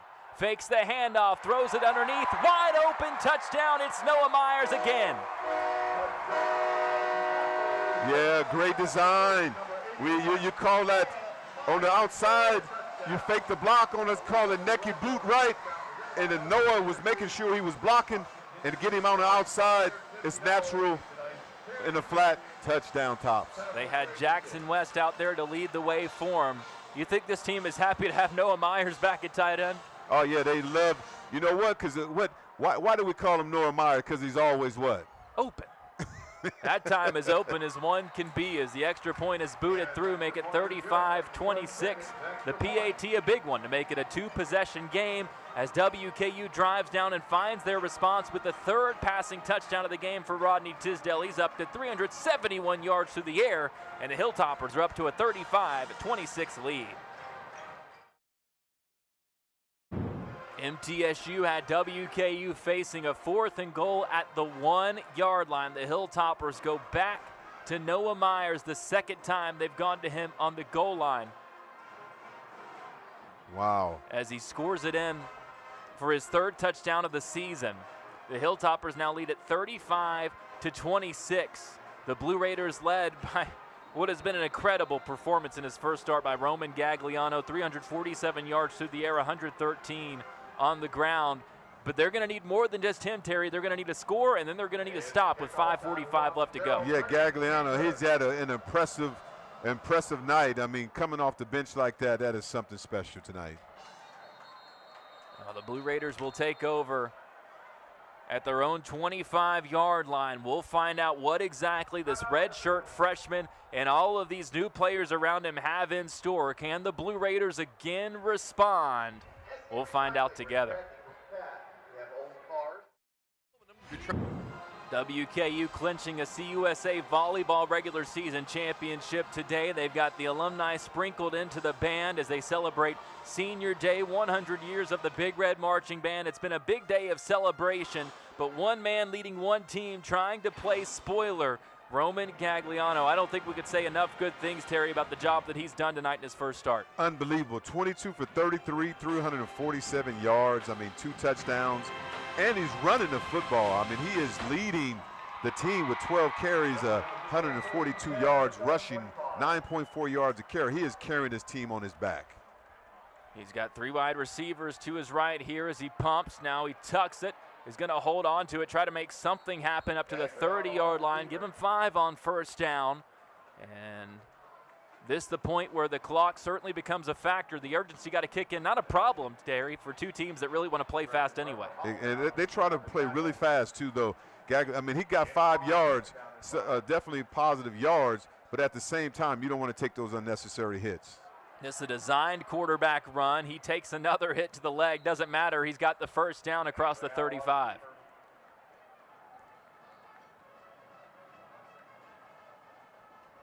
Two redshirt freshmen at quarterback dueling it out. Gagliano nearing 350 yards through the air. Gets the snap on the second clap. Yeah, he's going to eventually take a chance. Tries to connect with Miles Butler again. He's been the star outside, 7 catches for 105 yards and a score, but that one nowhere near complete. I think that just a fancy throwaway. Yeah, and I was surprised at Hayward, and it was at Hayward. He didn't look for the football because I thought that was Herard. He had an opportunity to pick that ball up. He would have turned his head around. 2nd and 10. Again, no Jaquel Middlebrook, the star running back. Obviously, no Nick Vadiato, the starting quarterback, and missing their top receiver, Najee Cox, as well. And they got to get the ball in Jones's hands if they can. Get into their big play guy. Looking downfield, off the mark, was trying to hit Cameron Lacey. We highlighted him coming into the game. Only a couple catches, but for 76 yards at a 68-yarder earlier in the ball game. And we call that inside route. The Lacey guy, Lacey was running the inside sail while the outside guy runs deep. So you got the guy going deep in the water, and then here you come the receiver underneath running the sail over that. Another injury on the offensive line for MTSU as after that play, Big Ellis Adams came off the field. Zach Clayton, the sophomore from Georgia, takes his spot. Can MTSU continue to do this? They've been so consistent on third down. They need this at a big time. 3rd and 10, they need to get this done if they want to stay in this football game. 6 for 12 in the ball game on 3rd downs. Here come the blitz. Here come pressure. Gets it out quickly. It's dropped and nearly picked off. Tried to go quickly to the tight end Galloway, and it nearly turned into a pick for Harrod. And you know, Harrod has got to look for the football. Yeah. There's 2 opportunities that he could have made a pick. I mean, because it was right there. I mean, you can focus on the player, but look for the play the football. Run through the football, you can score. Punting unit comes out with Ashton Logan. And we mentioned the fakes a couple of times. He's only punted a couple times tonight, but both of them have pinned WKU inside the 20. Oh, what a boom. That's a great punt there. This one drilled again. Wow. Will it check up and spins into the end zone? A good job that time by Katie Hutchinson playing defense. Man, that was a good punt, though. It was. There was one player down there to try and field it. That was Jordan Chestnut, and Hutchinson came up and hit him to make sure that nobody would have a chance at it. You know, that looks like my 8-iron running off the green. Running in the end zone. But that was landed on the green, but didn't have enough spin to get off. It's actually Mack that was back there making the block for WKU. It was a key play. I don't envy your backspin on your wedges. Oh, yeah, that would look like one of my wedges. My last name is Obi for out of bounds sometimes. Well, we'll see what WKU does here. 4:33 to go. An offense that wants to play fast here, you presume, want to chew some clock. I mean, but they're forcing you to throw the football, but because they're right on the line of scrimmage. Ooh. Run will go for a couple before a horde of Blue Raiders come in there. Malaki Donaldson was the first one there, the redshirt junior that transferred in after a year at JUCO. Originally spent 2 years at Oregon State. Holds that to a gain of 2. And that's when you put your power back in, number 9, Hart, to see something. But this defensive line for MTSU's got to be able to make some plays. They got to do some penetration without bringing the safety blitzes because they're sitting back. Eventually, they're going to have to get aggressive because it's too late in the game to do that. And WKU has the one-on-one up top if they choose to take it. Hutchinson comes into motion. Going to keep it on the ground again. Hart shuffles. Speeds forward, lays on top of the body of the defender. They're going to mark him down short of the 30. Looked like he rolled over and got it, but instead it's going to be 3rd and about half a yard. Oh, wow. I mean, he was there pretty close, though. I think MTSU needs to call a timeout. They will take one with 3:31 left in the ball game. Their first timeout. WKU will just need about half a yard here. We'll see if for the first time they do opt to sneak it with Tisdale, or Terry, if they'll go back to that Wildcat formation that we've seen between the running backs, either Parrish or Wright, they'll line them up and do that direct snap. Yeah, I mean, right now, we call it 100 miles of hate. No, this is a half a yard of hate. This is the game right now. I mean, this is really pivotal right here. The strength of MTSU lies with that defensive front, led by DeMonte Smith, the highest graded defensive tackle in Conference USA, came in tied for 3rd in the league for tackles for loss. Just the one thing you don't want to do with this MTSU front, but they got a couple of guys missing, is you don't want to run in between the tackles. Yeah. You want to try to get outside if you can. Missing his mate there in the middle of the defense in Shakai Woods, who has been excellent as well. 43 tackles, a ridiculous number for a defensive tackle. They're going to bunch that D-line together here on 3rd and 1. Tisdale trying to get him to jump. Now Henry comes into motion. Tisdale going to keep it himself. Gets the surge from behind as Hart comes in to push. Push. And it moves the change to the 31-yard line. Yeah, that was great by Hart pushing him over there, because Tisdale looked like he was in uncharted waters. He's got to get a little lower than that. MTSU going to hold on to those 2 timeouts for now with 3:10 and ticking left in the ball game. We mentioned time of possession earlier. WKU, they've pulled that edge out to 7 minutes. Make it all 3 games with Tisdale at quarterback. They've gone over 30 minutes.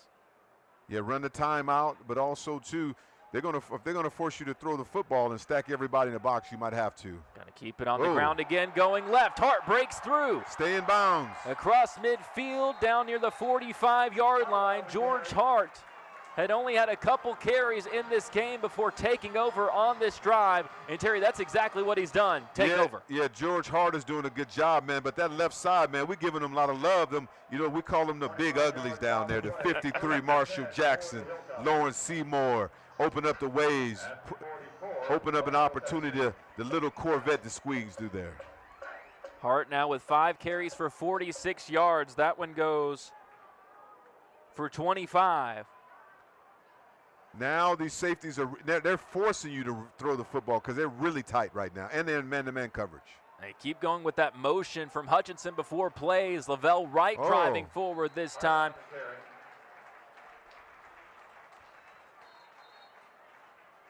And also your core, he is awesome. Dominique, who's out there?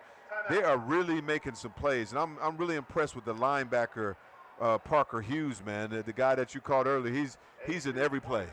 He is. He's up to 12 tackles now for the game, but MTSU is going to have to find a stop. It's 2nd and 4 in Blue Raider territory as we've hit the 2-minute timeout. WKU leading it by 9. 1:58 left to go. WKU leading 35-26 over MTSU, looking to move to 6-1 in Conference USA play as the 2 unbeatens at the top of the conference will meet here.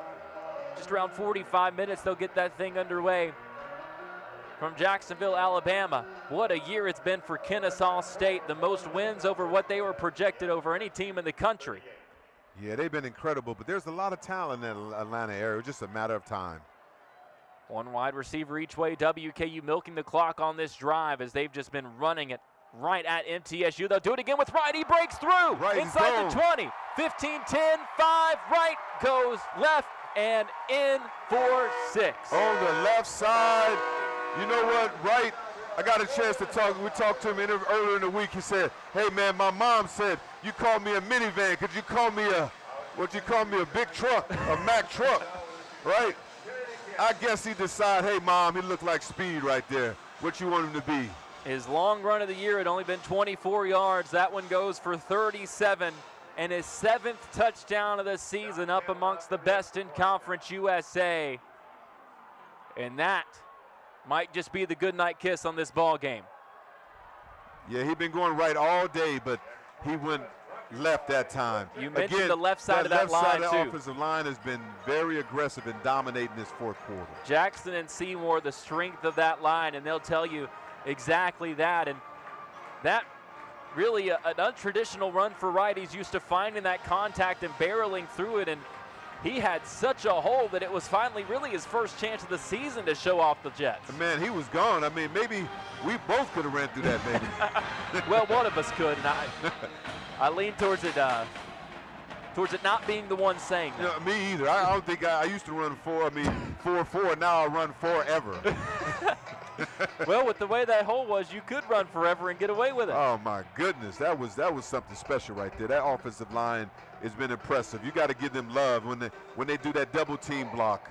You know what double team means? You know, when you double team the defensive lineman and you go up to the linebackers, and they communicated very well to the next level, and that made a huge difference. WKU would not run for 200 yards in a game this season. They've got 272 as a team now, right, with 82 yards on the ground, just short of his season high that he had against Missouri State when he was Conference USA Offensive Player of the Week. As now we've got a scrum after the kickoff. 2nd time we've seen that happen, and thankfully, just as the first one, it de-escalates pretty quickly. Yeah, again, Lavelle Wright, he made me he said, man, I'm not a minivan. Okay, I'm going to call him Lamborghini then. That was a great run, great speed getting to the end zone. MTSU going to need some speed here, just a couple timeouts. You need to score, and you need to score quick. It is a 2-score game technically. Missed a 2-point conversion earlier, really looming large now, 42-26, as Gagliano and that offense comes back out on the field. And this defense is, you kind of know they have to pass, but doesn't take anything from Gagliano, though. He had a great game tonight. Looking downfield, now drops it off underneath, and it's caught. Again, they work it to the freshman. What a game Collins has had the big catch earlier for 28 yards. New career high for him in yardage. Yeah, Collins is making things happen. Work quickly to the line, 2nd and 4. Low snap, fielded well. Gagliano pressured. Nice job evading it, but a flag comes in. It's going to be a hold on that offensive line, missing 2 of their starters. But it's kind of hard to sustain a block in open space. Holding, number 71, offense, like 10-yard penalty, 2nd down. He's been having a really good game. It was on number 71. He's been very consistent, but right now he just got caught with holding right there. Hey, I mean, he's been blocking great all night. Number 71, Ellis Adams, has been a really good threat, but sometimes to protect your quarterback, I mean, you maybe have to grab here and there. Yeah. Adams, who had come out with injury earlier, nice to see him back in the game for the Blue Raiders after losing their left guard, Van Rensburg, earlier. 2nd and 14 across the middle, juggling catch, unable to hold on. Man. They try to go back to Lacey down the seam, and if that one was on target, it might have been 6. Yeah, Lacey, he got down the seam. We call that the seam route. And there was no one there. He catches that. That's one that probably needs to be floated up and let him run under it. Yeah, I think so. You're right about that. But those are the things you work on as a redshirt freshman. We've talked about the same thing with Tisdale on the other side. And what about the future for those two? Really. And they got Ward out here. I mean, Ward is 101, and number 6 Jones. And they're going to try to get him the ball. I'm surprised they don't. Instead, it's dropped off underneath. It's going to be a chance for a 1st down. What a job breaking it loose. There you go to the underneath to those running backs. I couldn't believe that nobody could get there to Ricky Hunt. It almost seemed like, and I couldn't tell at first. We'll see it here if it was a design screenplay or if it just worked out that way for Hunt as he was all alone underneath. But a good job, whether or not it was designed or not. You saw Tipton, the tight end there, leading the way. A great job of getting downfield and blocking to set up a 1st down play. They needed 14 yards there, and Hunt gets 24. Yeah, and when those prevent defenses like that, they let you catch the ball underneath so they can run the clock out. So that was a great job by MTSU getting that out there. Gagliano on the move, nearly picked off. Dropping back in coverage was Harrod. Man, Harrod got a few things for the football, man. You got to get you on the jug. Look to pick the ball off because you're right there. You're right. Use your hands. Run to the football. And it might have actually been tipped by Holloway. Tough to tell. Good to see for WKU. Holloman back out there on the field. Might have got a hand on that one. It would have been his 5th deflection of the season. Leads WKU anyway. Yeah, deflections. We need interceptions. You're in the right place. Just got to use your hands to finish the play. 1:01 left to go. Gagliano looking left. Now flush to his right. Being chased from behind. Evades the tackle and gets out of bounds at the 49-yard line. Brackenridge couldn't quite catch up. Yeah, great effort. Couldn't happen on that time. It was unbelievable. Good chasing on that. It was actually Dominic Oliver that nearly caught up to him. I was surprised because if it was Brackenridge, I think he probably would have. Yeah, with all that speed. And see what's going to happen and what they're going to do. With 3rd down and 6, this is 2 downs for MTSU anyway, so they got to go for it. Gagliano now 23 yards short of 400 passing yards in his first start as a Blue Raider. And now you got more 4-down linemen. That's great.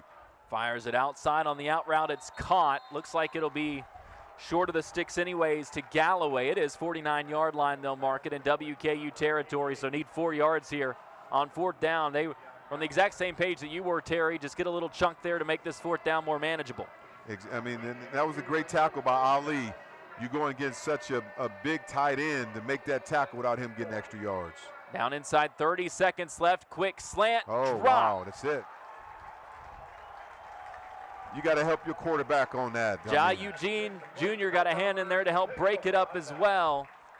Went back to the fountain that so many times had delivered in Miles Butler, but that time broken up by Eugene, and that will bring this game to a close as WKU will move to 6-1 in Conference USA play and make it 7 straight wins over MTSU under head coach Tyson Helton. What a play by Eugene. Eugene made a great play, but you got to catch that ball with your hands. I mean, that's desperate time. You got to catch that ball, grab it with your hands, and if you make a difference, you make catches all night. Number 5, Miles Butler's been making plays. That play he really needed to do. It won't show it in the scorebook, but felt like another one-possession loss for MTSU. They played this game much closer than the 16-point margin up on the scoreboard. In this ball game, we get over 1,200 yards of offense between the two teams. Felt like a mid-2010s meeting between WKU and MTSU, but it's the Hilltoppers who prevail 42-26, and a great job, Terry, despite all the emotions of a rivalry, senior day. We've seen everything with 100 years of the marching band, so much going on to throw things off of a usual routine. WKU takes care of business to stay in the CUSA title hunt. Yeah, and right now we call it 100 miles of hate, but look at all this love. There's 100 miles of love, shaking hands, giving hugs. Hey, coach, man, hey, man, great job. And I like this. I mean, we're going to have to name the end of the game 100 miles of love. Roman Gagliano finishes 25 for 42, 379 yards through the air, 128 on the ground, 2 touchdowns, no interceptions in his first start as a Blue Raider. That will not be his last collegiate start. Yeah, they need to keep him out there. He's been making plays, but all this is going on. I mean, fantastic job by both quarterbacks tonight, Tyler.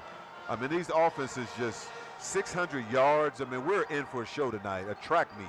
Miles Butler, 105 yards receiving for MTSU. Also ties a season high with 7 catches. Had a touchdown, a 52-yarder. A.J. Jones with a touchdown catch as well, and a touchdown run for D.J. Taylor. 55 yards on the ground and just 6 carries, filling in for their normal starter in Jaquel Middlebrook. On the other side for WKU, Rodney Tisdale Jr., 29 for 41, 371 yards, 3 more touchdowns through the air. Did have an interception on a drop pass, or might have ended up with 4 touchdowns. A couple on the ground for Lavelle Wright, 102 rushing yards, a career high for the freshman Marvis Parrish. And Matthew Henry, 7 catches for 135 yards and a score, and 2 wide open touchdowns for the tight end Noah Myers. As usual, Terry, they got everybody involved. Everybody, look at that pass down. Good, great catch by number 0, Henry, King Henry. Say, hey, you know what? Y'all come join for the feast. They're making plays all nice, but Caglione, and great pass. He throws underneath to Butler to the house. There were so many fantastic plays tonight, but WKU got the edge, 42-26. WKU goes on the road to Death Valley next, in Baton Rouge next week at LSU. MTSU back home in Murfreesboro to face off against Sam Houston. Hilltoppers now 8-2 overall in the year, 6-1 in CUSA. MTSU falls to 1-9 overall, 0-6 in conference play. For my partner Terry Obie, I'm Tyler Eaton. A big thank you to our entire ESPN Plus crew. This has been Conference USA Football on ESPN Plus.